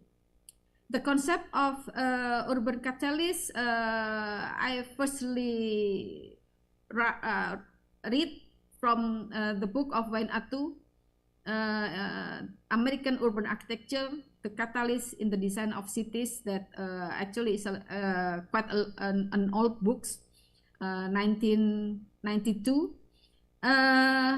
But the concept has been employed by many urbanists. Urban catalyst, as discussed by Wayne Atu, is referring to elements or process that stimulate urban development and transformation. The chain reactive potential of individual developments on civic growth and urban regeneration. An urban catalyst has a greater purpose than to solve a functional problem or create an investment or provide an amenity. A catalyst in urban elements that is shaped by the city. The city is actually the laboratory for the process, and in turn shape its context. Its purpose is the incremental continuous regeneration of the urban fabric. And the important point is that the catalyst is not a single end product, but an element that can impulse and guide subsequent development. So the urban catalysts are not about creating static masterpieces. They are about initiating dynamic process that can generate continued urban evolution. It is a strategic intervention that triggers broader physical, social, and economic transformation. The key principles of urban catalysts are first, small intervention but large impact, where a relatively small project can set off a chain of wider urban renewal. And the second is adaptivity and flexibility, which mean that catalytic projects are designed to be flexible, responding to changes and community needs and urban dynamic over time. And then the process of urban catalyst is the process to offer product. The focus is on starting and sustaining urban process rather than on a single state design. According to Wayne Atu, catalytic reaction can take several forms. That is nuclear, multinucleated, serial, and necklace. The nuclear form presented in this diagram involve a single development like a central nodes that bring influence outwards. It acts as the epicentrum of the transformation, concentrating activities and initiating change in the surrounding urban fabrics. The second is the multinucleated form. The form of several distinct catalytic nodes that operate simultaneously within a city. These nodes can function independently but collectively contribute to widespread urban revitalization. In the serial form, reaction unfolds in a step-by-step sequence where one development triggers another in a chain reaction. In each subsequent project is influenced by, builds upon the success of the one before. And the necklace form envision a series of physically linked but not necessarily temporally ordered, it can be scattered development sites. These are strategically located to reinforce each other spatially, creating a connected corridors of catalytic opportunities. In the context of urban design waterfront heritage, public space acts as a powerful urban catalyst, not just physically, but also socially, culturally, and also economically. We can understand its catalytic roles of public space through 4 key dimensions. First, access. Public space unlocked the heritage waterfront, restoring access that was often lost to industrial development, privatization, or urban neglecting. By creating promenades, parks, pedestrian pathways, the cities reconnect their people with water and make it the waterfronts again become the part of everyday urban life.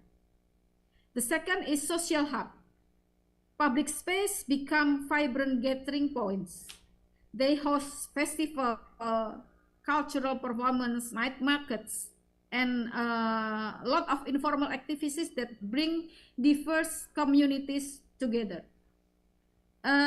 It can activate the waterfront as a shared social space and becoming a vital aspect of urban vitality.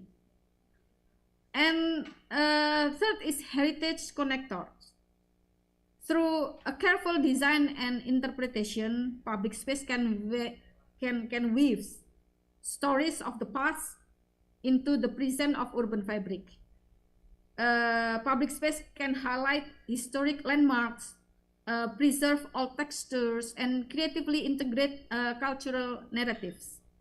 This connection to memories, to old memories of histories, can foster pride, identity, and deeper sense of belonging to the city or the area. And the fourth is the roles of public space as community platform. Revitalized waterfronts can serve as a platforms for co-creation.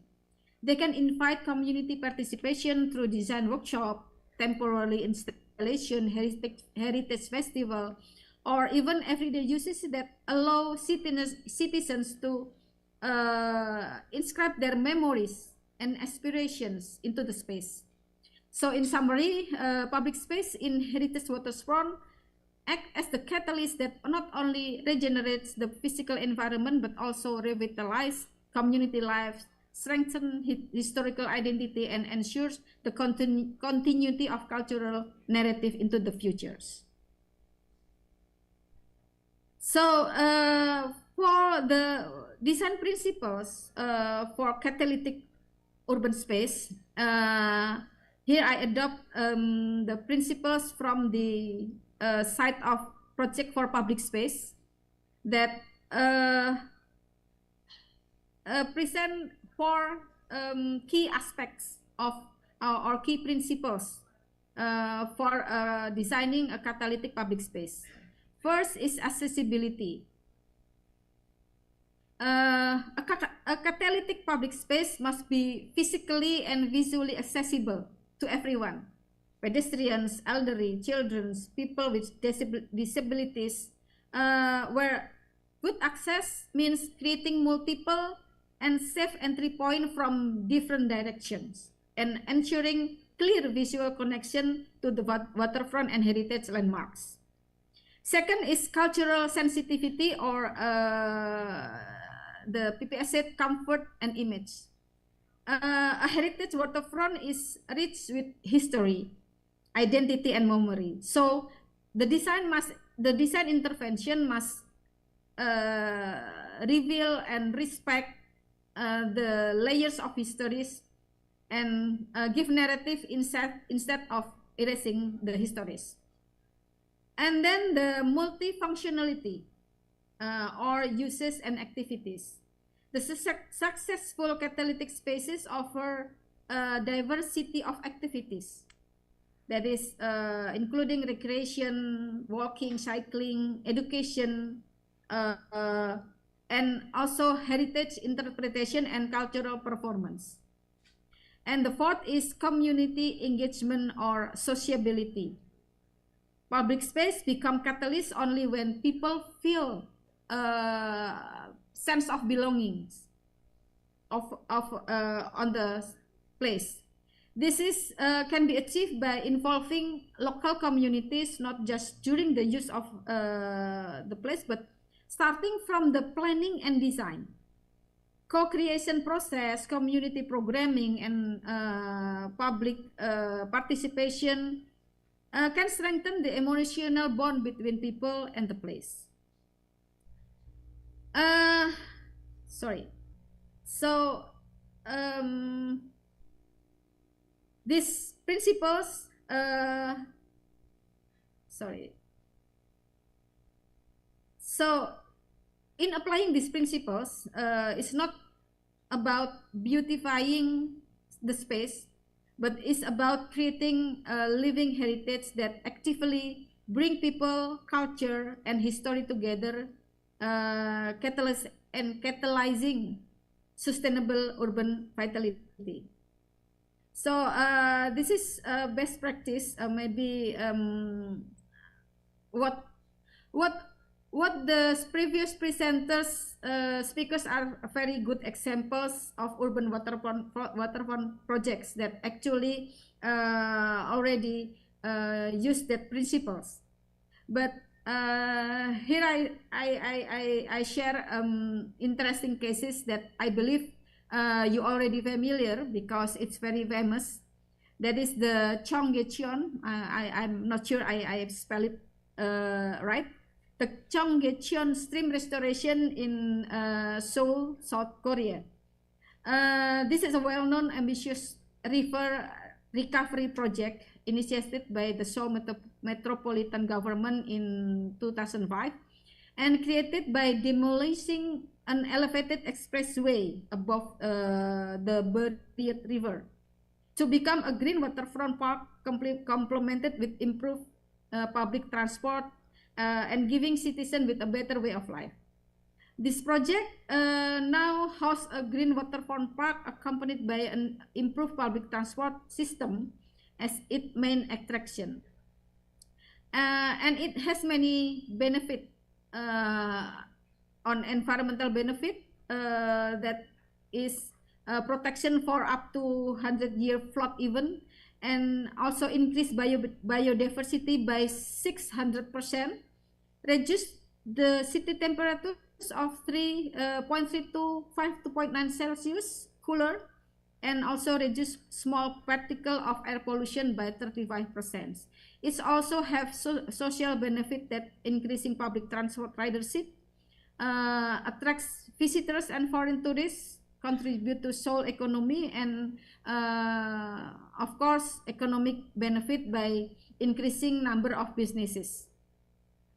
And the other example from Jakarta, I don't really say this is the best practice, but this another example that happened in Jakarta is the Kali Besar project. Actually, it is near our case in Kota Tua, Jakarta. So historically, Kali Besar was the heart of Batavia. Is colonial, the center of colonial trading activities. This canal served as a vital artery for commerce that connecting the port to the inner city, and its edges were lined with warehouses, merchant houses, and administrative buildings, forming an important urban and cultural corridors. However, over the time, the area faced severe pollution, declining, and with pollution, traffic congestions, urban neglection, and a loss of river-related activities that turned the Kali Besar means big river, turned Kali Besar into a degraded and disconnected space that overshadows the historic values. And then the revitalization project started in 2016 that has sought to reactivate these important urban waterfronts. The strategy focused on reintroducing public life into the corridors. Actually, it was inspired by the Cheonggyecheon in Seoul. The key interventions include pedestrian walkways along the canal, improving accessibility and walkability of people along the corridors, and then adding street furnitures such as benches, lightings, and signage that bring to enhance comfort and safety. They also put kind of a pedestrian platform to the river, though it gets many critics for this. And then also landscape improvement to soften the environment and reconnect the public with the water. And then the heritage restoration efforts to highlight the historic facades that facing the canals. These public space improvements transform Kali Besar from a neglected back alley into a more vibrant destination that support tourism, community activities, and heritage appreciation. And despite much criticism of the artificial elements on the river surface, the projects already demonstrate how targeted public space intervention can act as catalysts, bringing new life into historically significant but forgotten waterfront. As we see that now, the area of the old city of Jakarta is quite vibrant.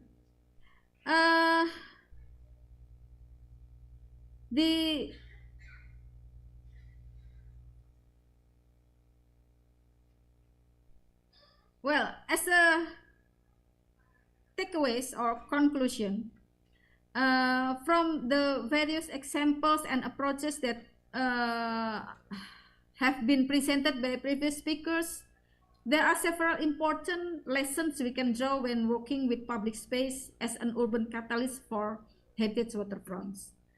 First, we must start with people, not just monuments.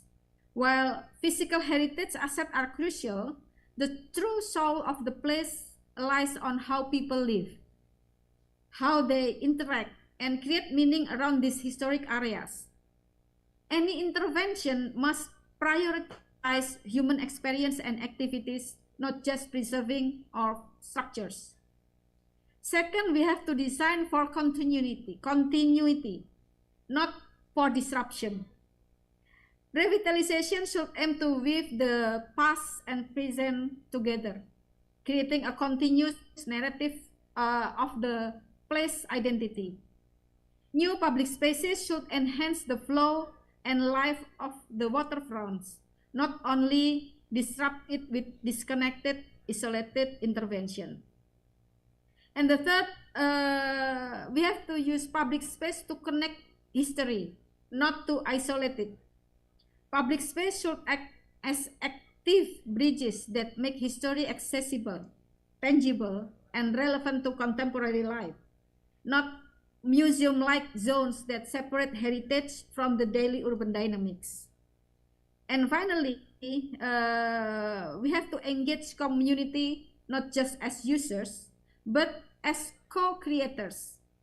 Sustainable revitalization happens when local communities feel a sense of belonging and actively participate in shaping their spaces. Public involvement transforms project from design delivered to places to live and to love.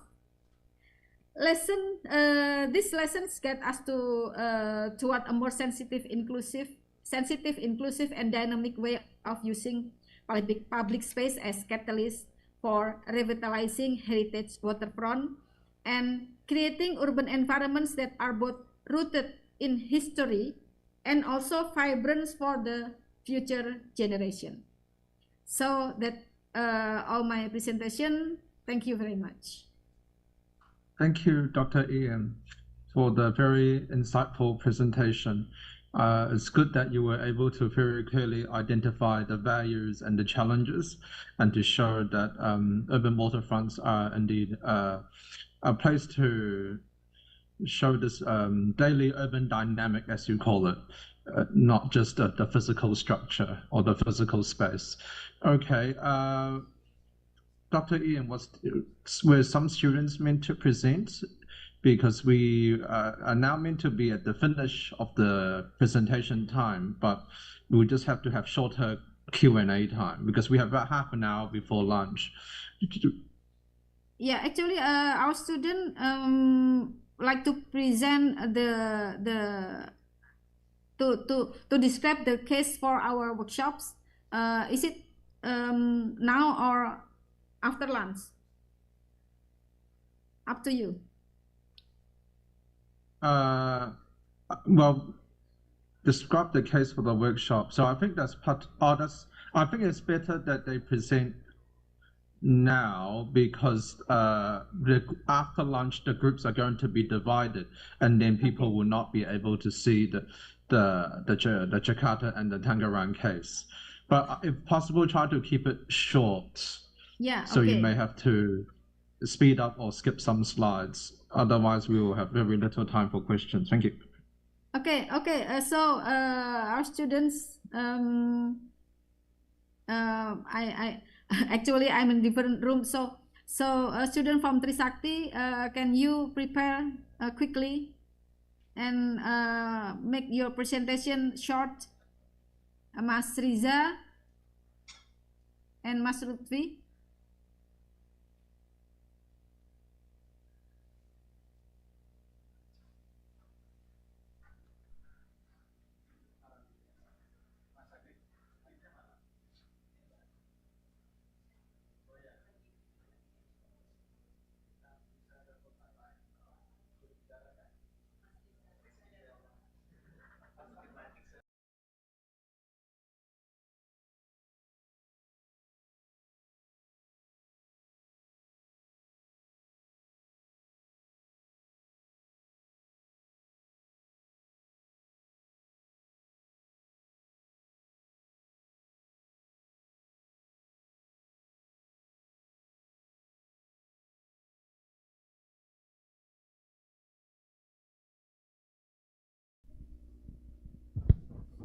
Yes.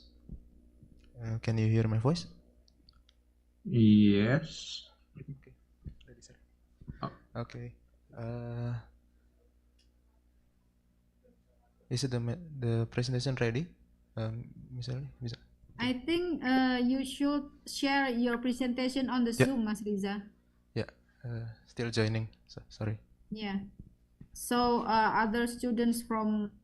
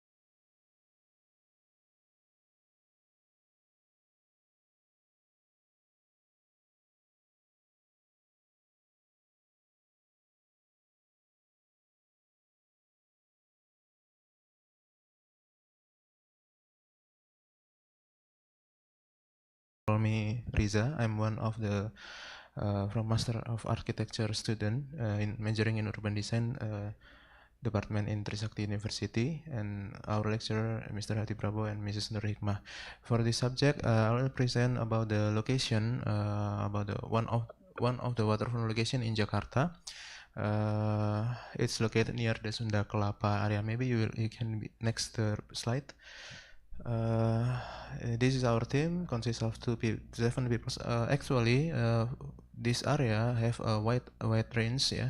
So we divide the works with the 2 teams in the 2 teams. This my team is the second team. Next. And next, this is the chapter. Now, maybe first I'll explain about the background of the location first. Yeah, I'll make it quick in 10 minutes. Yeah.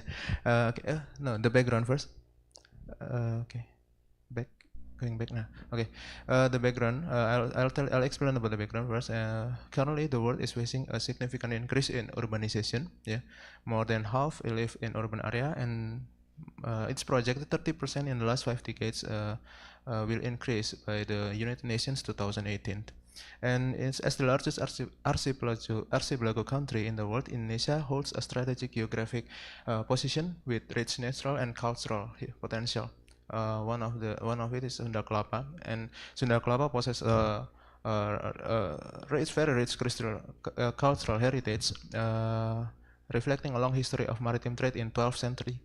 This heritage includes not only tangible but also intangible value. The tangible, such as colonial buildings, traditional piers, and historical maritimes. The intangible values, such as maritime traditions and the social practices. Sunda Kelapa has evolved into one of Jakarta historic recreational destinations, and it becomes not only cultural tourism but also reflecting the city's maritime's identity. And strategically, the Sunda Kelapa waterfront area functions as the maritime main entrance gate of Jakarta, and the development of the waterfront area is often analyzed from various perspectives. In this case, in the Sunda Kelapa area, from a tourism perspective, waterfronts serve as elements that attracts human life through recreational, cultural, and economic aspects. From economics, we can see in shaping sustainable urban elements by supporting local economic activities. And from a historical perspective, waterfronts are often regarded as the starting point of urban development. And in terms of typology and functions, waterfronts also serve as the gateway points for many development cities around the world. Okay, next. And this is the location. It's located in the northwest Jakarta, still in North Jakarta area. It's a one point in the coastline in Sunda Kelapa port. Next. Yeah. Before I explain further, this is the development of our research scope. Yeah. The red block figuring the old mosque in location Kampung Masjid Luar Batang.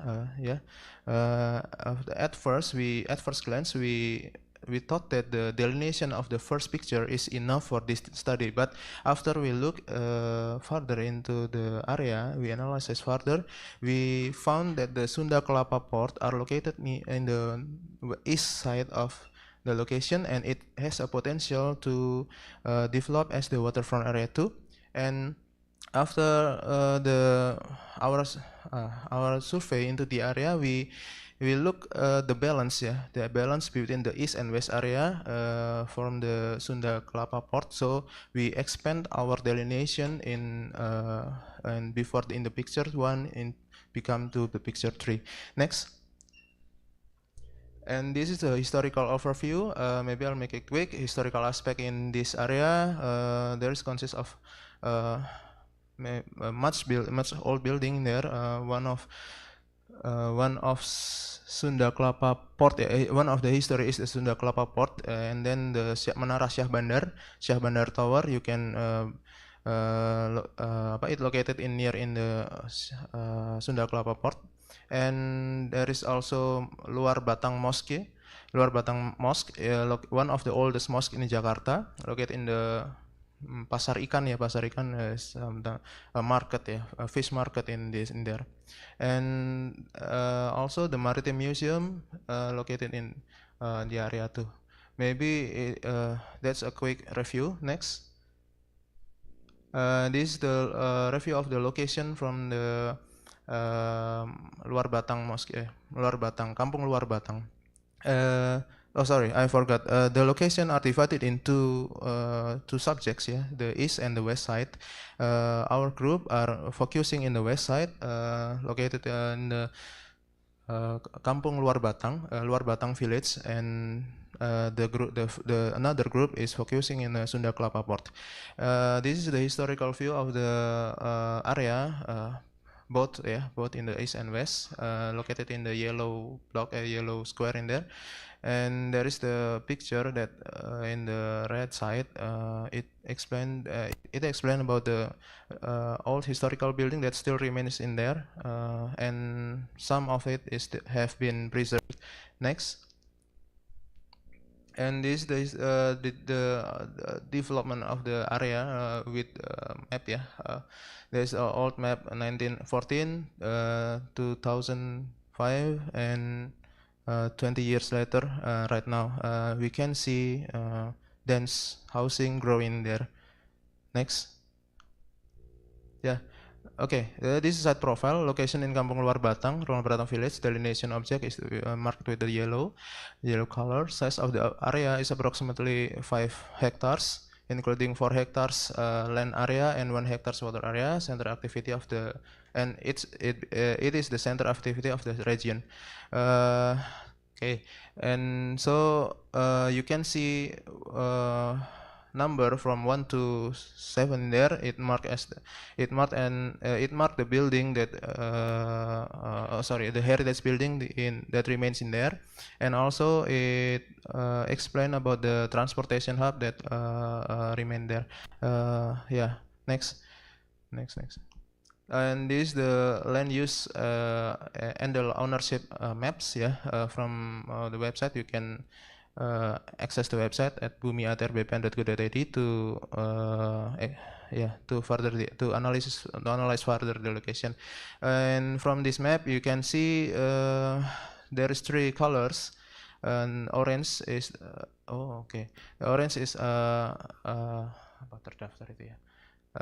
Registered certified, and the green color is not yet registered, and the blue color is the geographical aspects. And we can see that in the area of the village Kampung Luar Batang there are so many fragmentation of the ownership.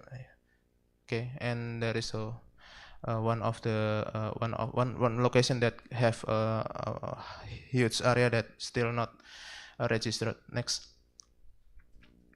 Okay, and this is the land use and ownership of the area.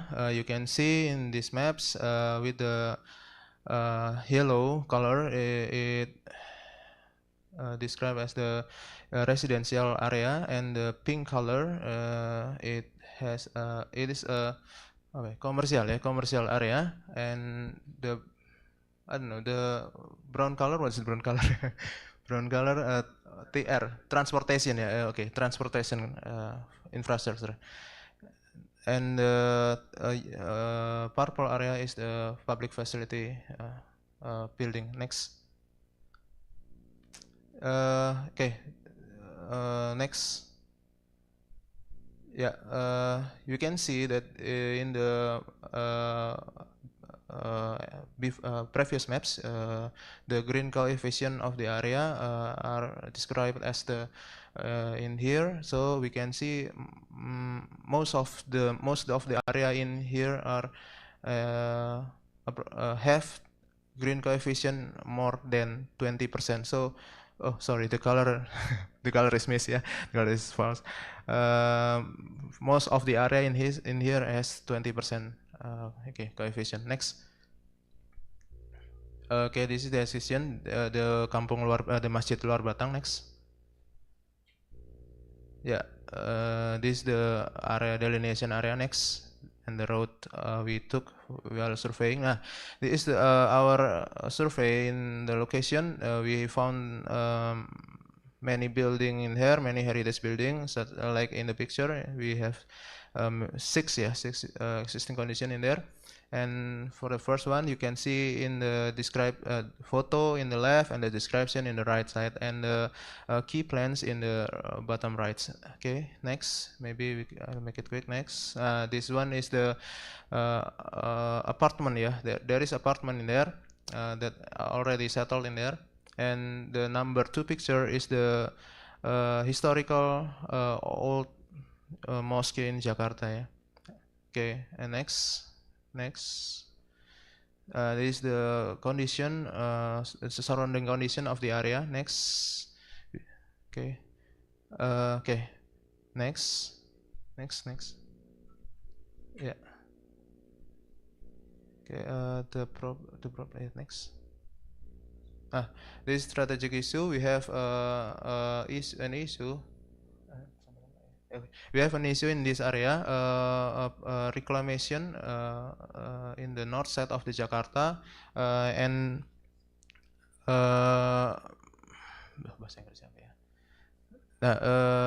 we have a strategic project in Jakarta, like a Pulau Reklamasi in Teluk Jakarta, Tanggul Laut Muara Baru Jakarta,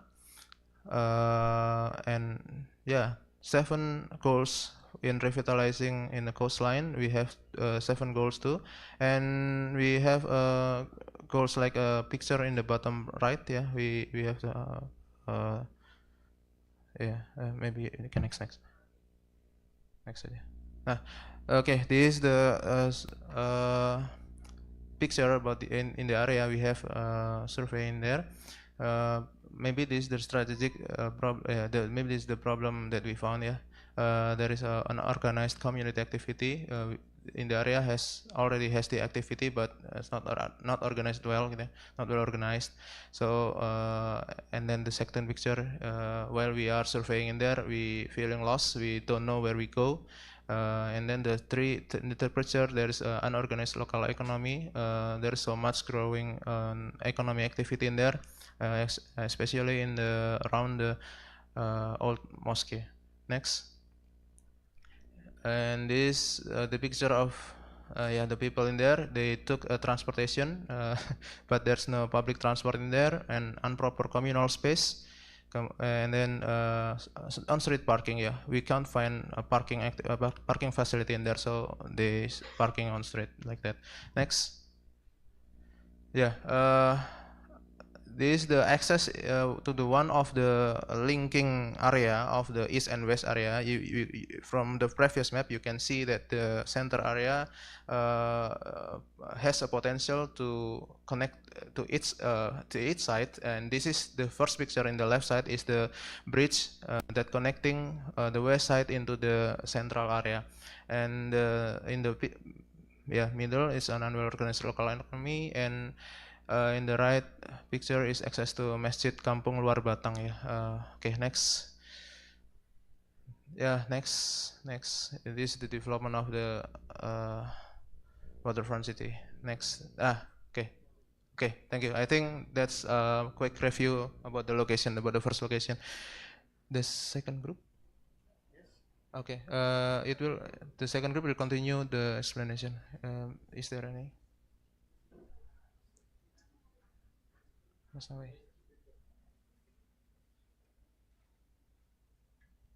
Lutfi? Okay, thank you.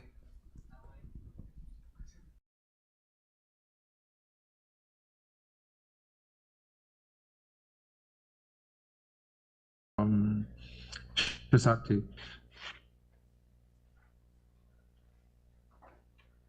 So was there another?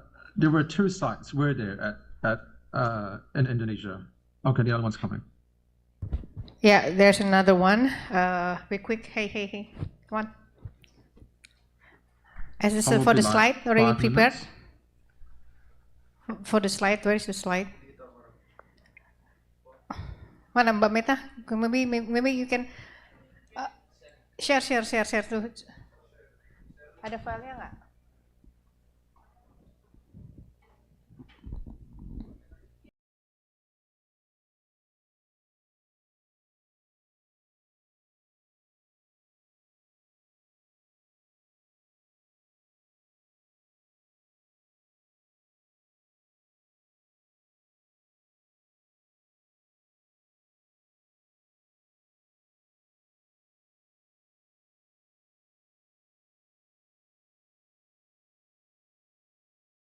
Waiting for my student.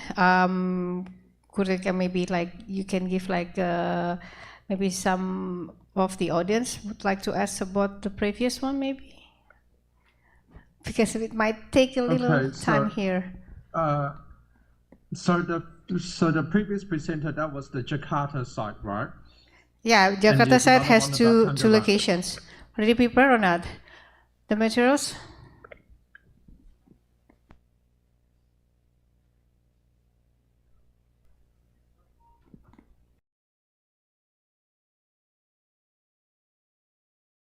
This time to quickly give some wrap up about the, or maybe we just go. Yeah, Okay, already shared. Okay, it's ready. Okay, right. That's fine. I think you have to keep it very short, like 5 minutes. Thank you. 5 minutes. Udah?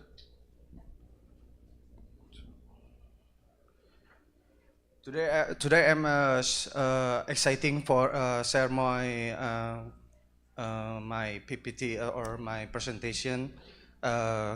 We have from group 2, the first name Muhammad Izar, to Lutfi Primantara, third Adi Ramadi, Hai Sabatun, fourth Alfian Nawai, 5 Fortuna Bella, and Michael Edwin. The next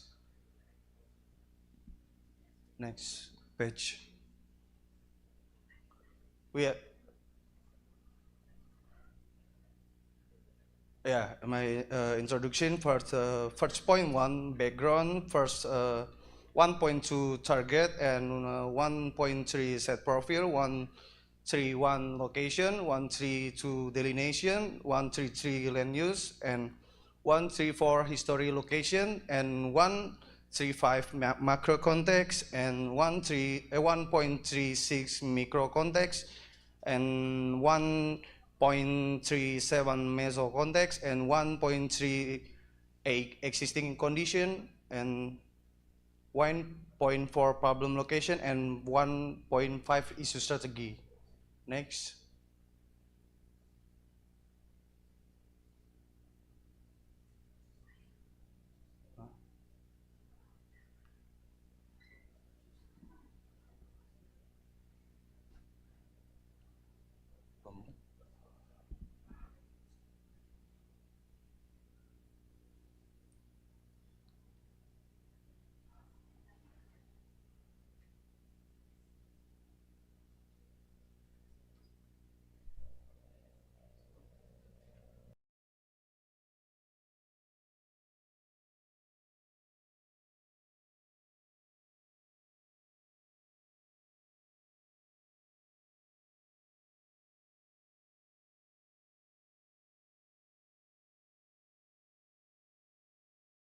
Okay, the background story from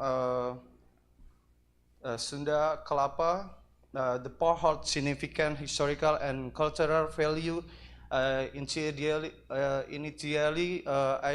it served as a major trading hub for the Pajajaran kingdom and subsequently played a vital role in the development of Jakarta.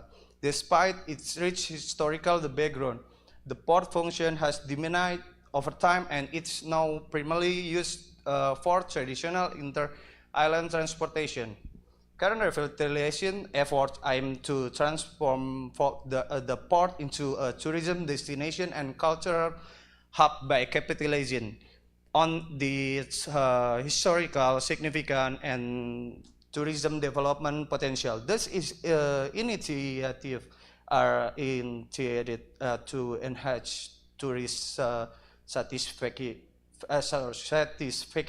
and loyalty by improving the destination image and preserves value from Sepiteki et al. And 2024, Geminius and Odang 2023.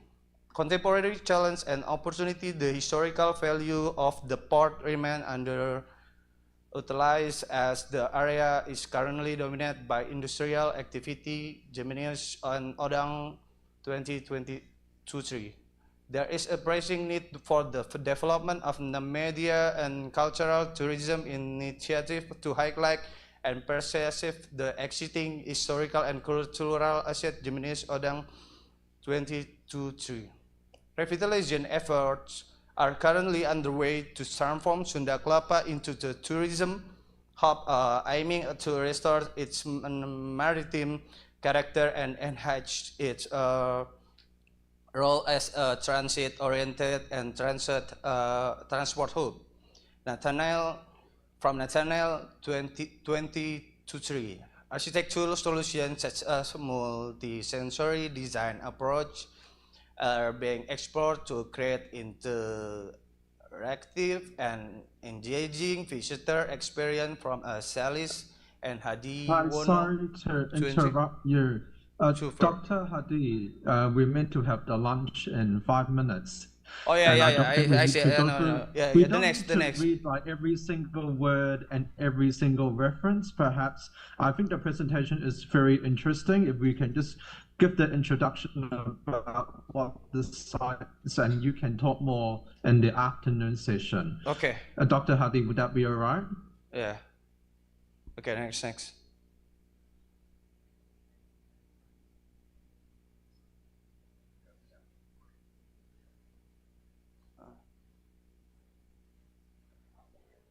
Yeah, 1.2 target, first, economic revitalization, and 2, social inclusion, 3, environmental sustainability, 4, cultural preservation, and scope, 1, historical and cultural aspect, and 2, economic and tourism aspect, 3, social and community aspect, and 4, architectural and spatial planning aspect. And the last, environment and sustainable aspect. The next, 1.3, the set location from North Jakarta, the site location, and next, the problem. The subject. The next, the nation Sunda Kelapa.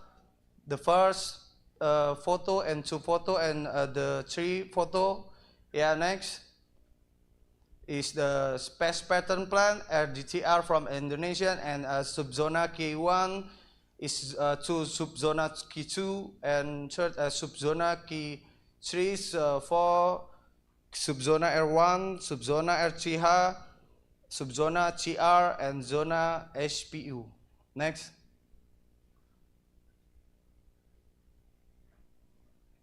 This is the historical location Batavia from Sunda Kelapa, and the source from Batavia Baedeker 1914 map of Sunda Kelapa area. Yeah, next. Yeah, in the 1920 map, the foreground dominate, dedicating the presence of the is such as gardens, rice fields, and map. And in 2020, it can be seen on the map that has changed to width white or gray as a built-up area. Sunda Kelapa has a long and rich history, starting in the 12th century as an Asian trading port in the 16th century. The Baton sustainable says the port, and later VOC, which changed in the name to Batavia. Next.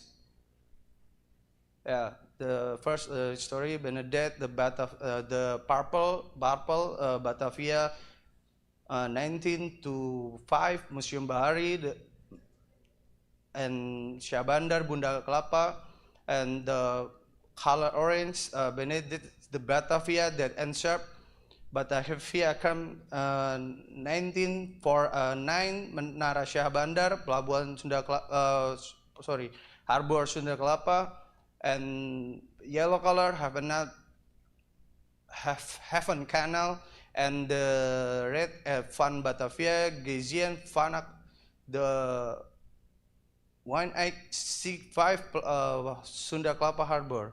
Next. Yeah. Analytic macro, as the special city of Indonesia, Jakarta is coastal, stretching approximately 35 kilometers along its northern region. This area represents a critical convergence point of a rapid urbanization, economic activity, and environment pressure. area potential: 1, economic; 2, social; 3, environmental. The development of Jakarta waterfront holds great potential to become a symbol tropical urbanism that is contextual, inclusive, and adaptive. Prominent waterfront area in Jakarta include Peak Pantai Indah Kapuk, Sunda Kelapa, Kampung Aquarium, Pantai Mutiara, along the Ciliwung River, Ancol Bay City, Sander Lake, and others. Next. This is a set profile existing: 1, the restaurant Marina Batavia, and 2, sand collection in the area; 3, office and warehouse PT Indo Shipping operate; and 4, office of harbor master and class 3 port authority of Sunda Kelapa. Next. Yeah, photo description. The next existing condition. The picture 1, entrance of the Sunda Kelapa. Another entrance to the Sunda Kelapa area. 3, PT Indo Shipping operator. 4, office of harbor master and class 3 port authority and Sunda Kelapa. Sorry. Next.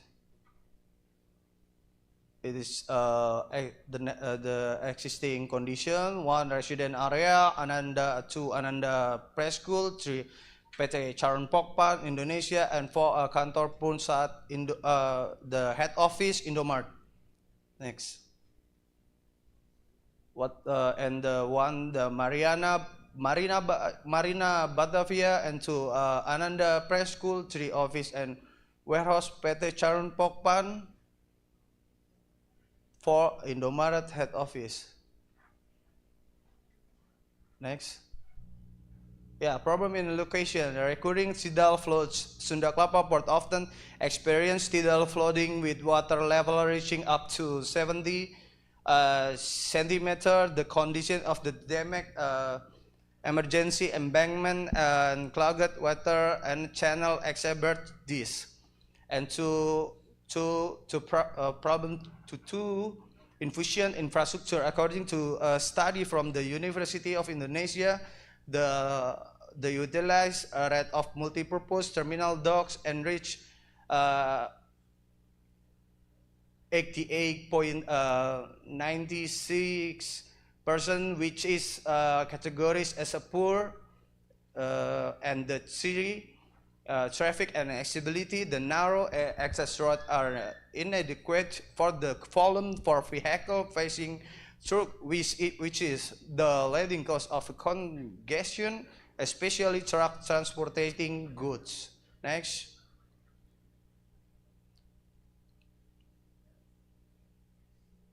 And the strategy issue,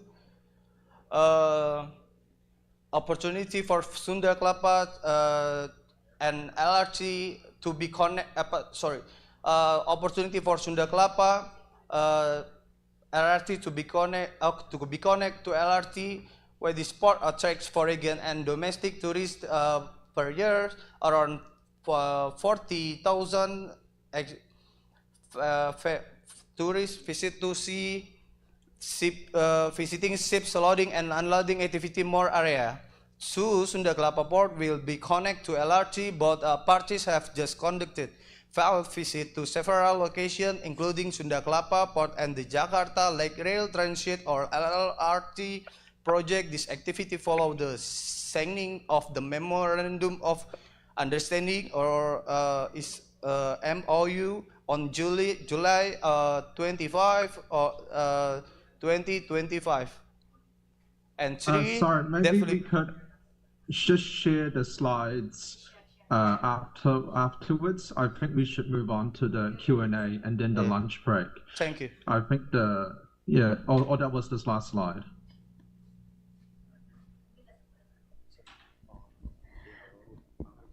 Okay, from the Trisakti students already.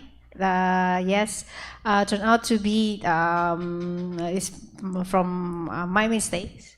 Okay, from Trisakti students have 2 examples. Both are in Jakarta because Jakarta is wide, And so therefore, one is in the Sunda Kelapa area, and one is Luar Batang. So yeah, there you go, Adrian. We can continue to question and answer. Okay. Yeah, well, I'll need to update the slide templates to reflect the names of the two Jakarta sites.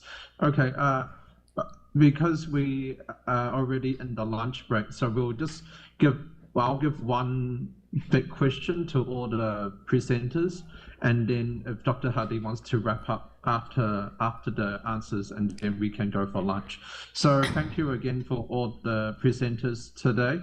And I think the second Jakarta site, they will have to present the rest during the afternoon session within your own group. So that should be fine. Thank you again to Oliver, Kwang, Federico, and Dr. Ian for your presentations. I think they were interesting because of both the similarities and the differences. And one of the key things that came to mind was just the definition of what is a waterfront, right? Is it like the water space? Is it the edge between the water and the land, or is it the land and the buildings? And so the question of what is a waterfront and what and how we use it becomes very important. And I think it reflects, at least, and I think we saw a lot of the history today. We saw that the water space was indeed used. Back then, the waterways were like the highways or the traffic where trade and everything used to happen. But then over either post-colonial or post-Second World War, the use of the water clearly got diminished. And so now it becomes a matter of protecting things or revitalizing or adaptive reuse. So it's all of these issues are quite in common between the four different countries. So I think the students can pick up on some of those in terms of the future of these waterfronts in the afternoon. My question is actually first and foremost a comment, which I'm sure Dr. Ian can probably refer to quite a bit as well. It's to do with two theories. One is Lefebvre's theory, Henri Lefebvre, who talks about this was conceived, perceived, and lived space. For those who are familiar with urban theory, is familiar. So the idea of how we see it, how we think of it, and how we experience it. Edward Soja, who also has a similarity, three concepts of real, so that's the actual or the physical thing. So in this case, like the buildings, the actual water, and then there is the imagined. So how again, it's like how we conceive what is our social or cultural perception of the waterfront. And then finally there is the lived. So this is similar to Henri Lefebvre's idea of the what Dr. Ian calls the daily urban dynamic, right? How is it actually experienced in reality?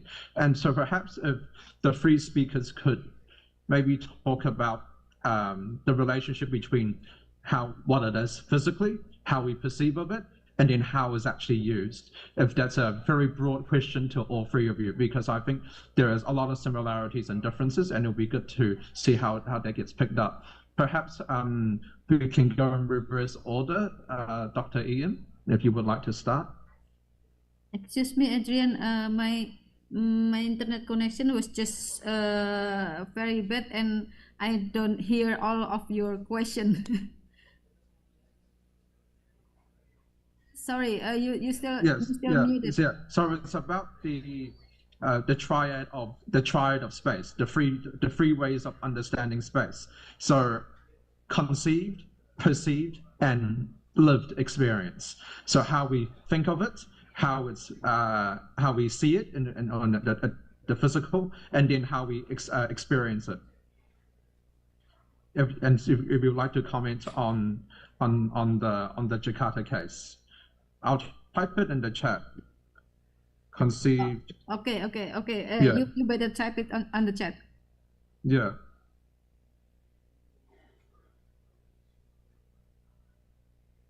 Or real. Okay. Imagined. Real versus imagined versus lived. The lived is basically the combination of real plus imagined. So this is how we conceive, perceive, and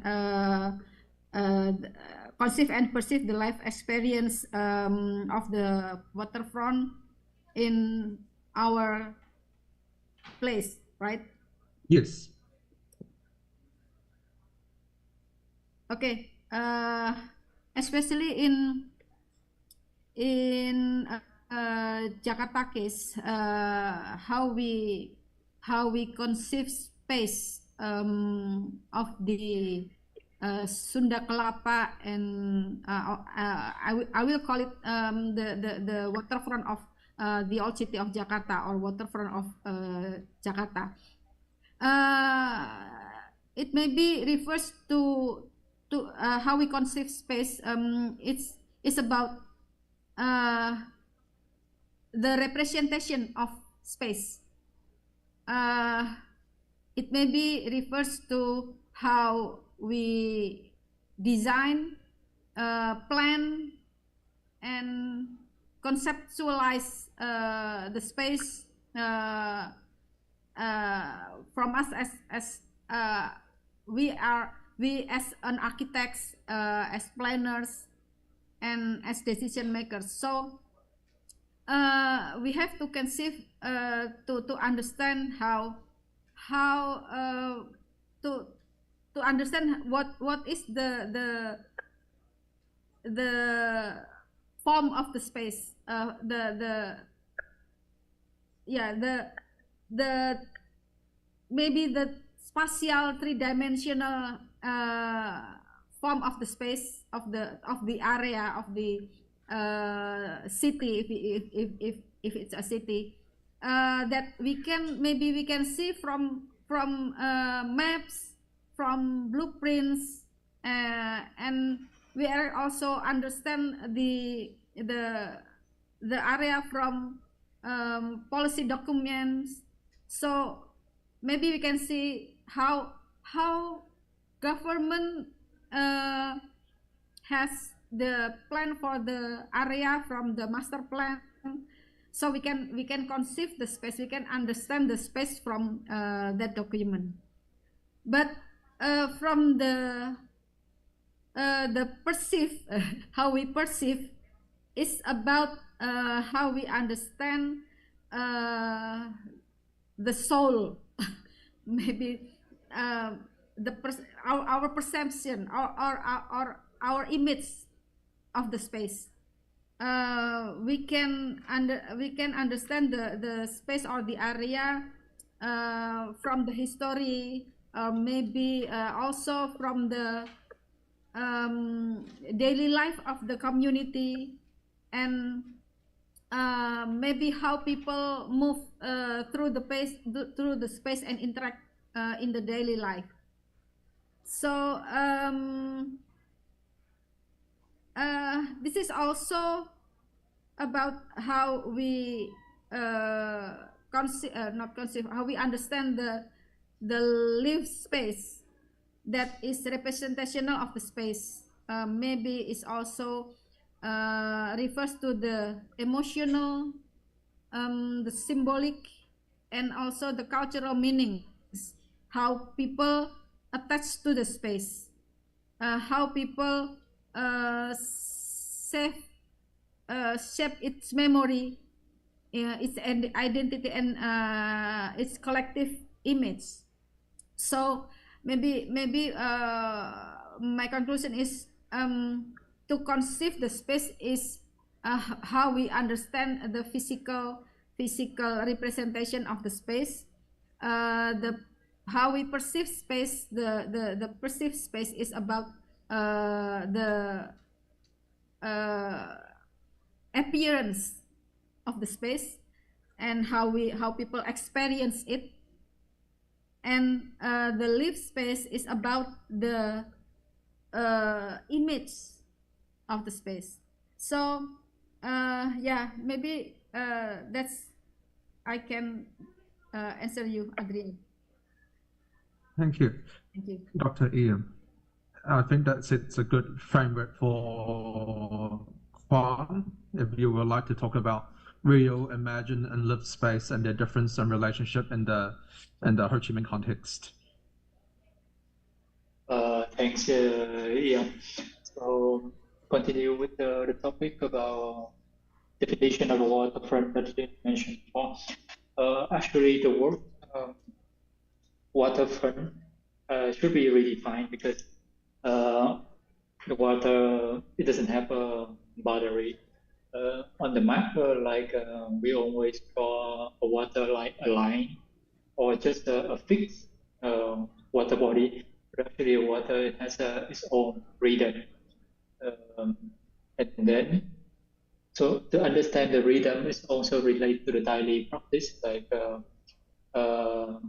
This is actually about how we adapt to that kind of rhythm, and then how the water shaping the landscape. So for us like architects or urban design, we surely putting on top of the land, like we will for sure that putting a new kind of a structure on top of the land. So it is about it's not about how we shape it, but it is about how we can use our design to make the balance between the needs of the people, the needs of the development, but also to balance with the needs of the water itself. Then we will make a better living space or resilient city. Thank you, Kwam. And then moving on to Oliver.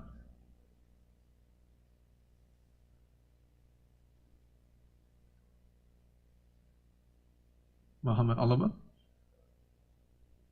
Yeah. Would you like to comment on the broader definition and then the how we perceive or imagine represent the water space? For me, it's actually, it depends on what is the function and also how do you use the space.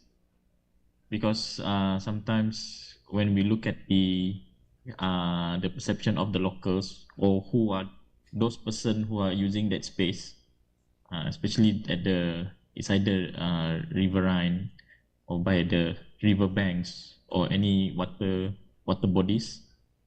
It depends on how do they make use of that space. For me, that's to simplify it for me. Thanks. Thank you, Oliver. Yes, so indeed the functions of the water space and it changes over time, and therefore our social perception, culture of it adapts. And then finally, Federico, would you like to reflect on the question? Yes, sure. Thanks for this interesting point of reflection. I think there is always a mismatch. Somehow I pointed out shortly as and then, because somehow usually the urban actors, stakeholders in charge of planning or policy making, they are usually external. So I think there is always firstly a bias or a different perspective. And the second is like that the real space, it's somehow maybe imagined in a way by both, by somehow who lives inside some buffer spaces of relationship and who live outside. This, in my opinion, can mean one thing, that we don't have maybe to look for some imaginary past. And why this? Because there is the third point that I mentioned, the lived. The daily dynamics and the lifestyle of some spaces can be completely different from the daily life, and also from the way to tackle the green, common, social spaces and social activities. As a very interesting example, when in these weeks we are developing the student with my project, we discuss about how if we have to imagine a sort of underused green spaces, close to the water, reconverted as a community social hub, which kind of value, which kind of positive energy can bring, and also what's the way that is going to be perceived. Because probably some spaces have a different way to face. Now, I made a basic example of a green space, but this can be referred also to other nature. And this moves consequentially to the idea of the identities, and identities also in spite of the last element that I discussed about, which is the tourist. Because tourists usually can bring to have a distorted view and blend completely real imagined and lived in a very big hard situation. So that's why I always remark how it's important to be aware of the impact that tourism can have, or anyway, in any case of other development, like other projects as policy making or bottom-up approaches, which kind of energy and the reaction this process can kickstart. Thank you. Thank you, Federico. So we have a question in the chat, but I think we won't have time to address it now, but maybe we can pick that up in the afternoon session about what recommendations for architects in terms of waterfronts. But it's good to share the history and the insights and perceptions and ideas about the waterfronts, as I said, from the highways of the past to facilitating trade and cultural exchanges, and then all of a sudden, with industrialization, the waterfronts start to lose their function. But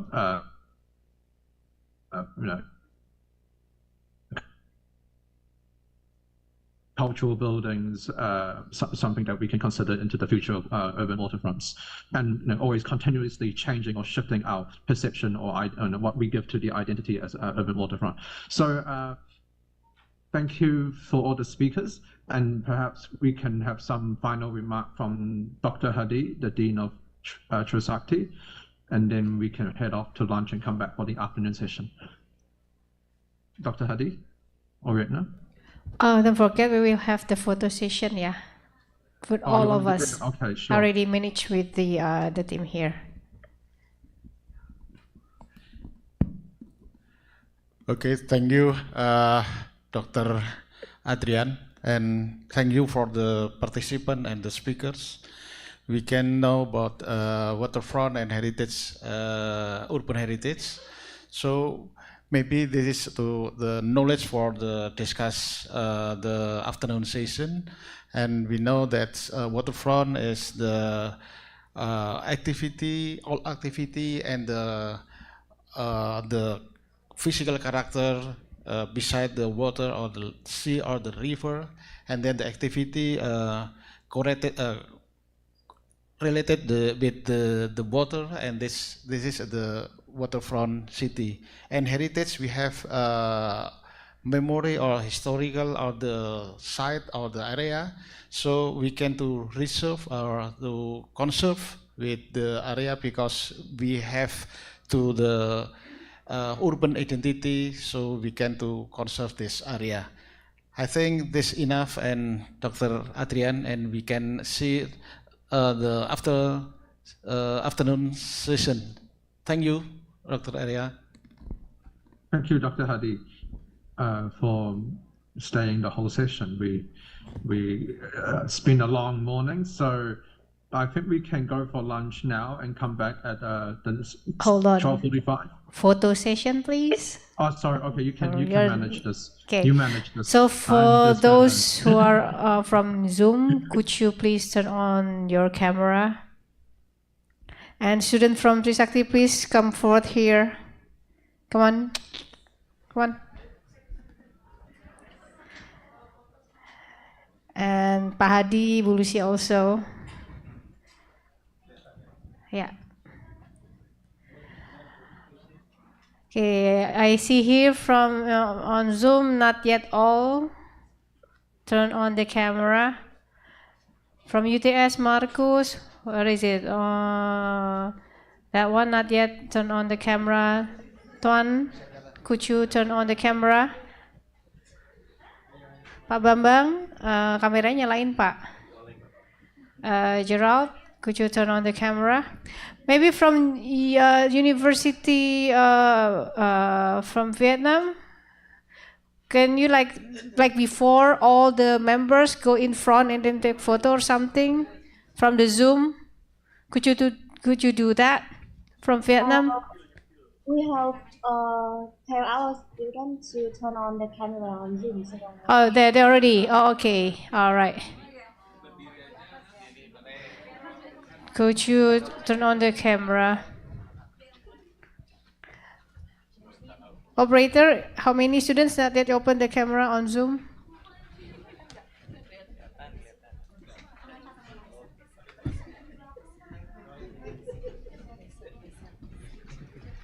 Okay. Ayo, come on Ibu.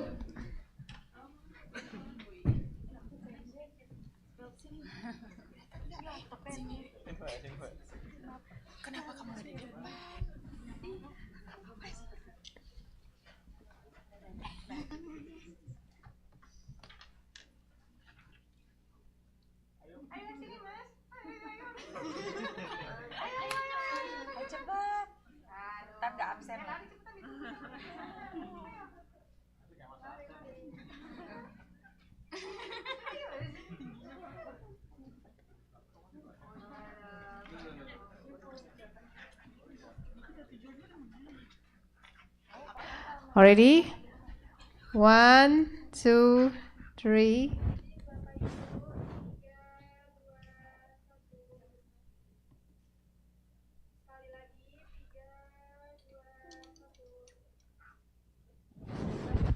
Okay, thank you. I will share the photo to the WhatsApp group.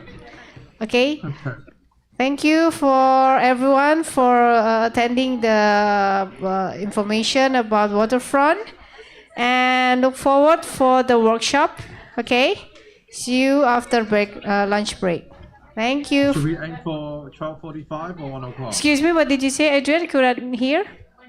What, do we aim for 12:45 or 1 o'clock? 12:45. Hold on. Okay, go back to 12:45. Yeah, stick to 12:45. Yeah, could it be like 1?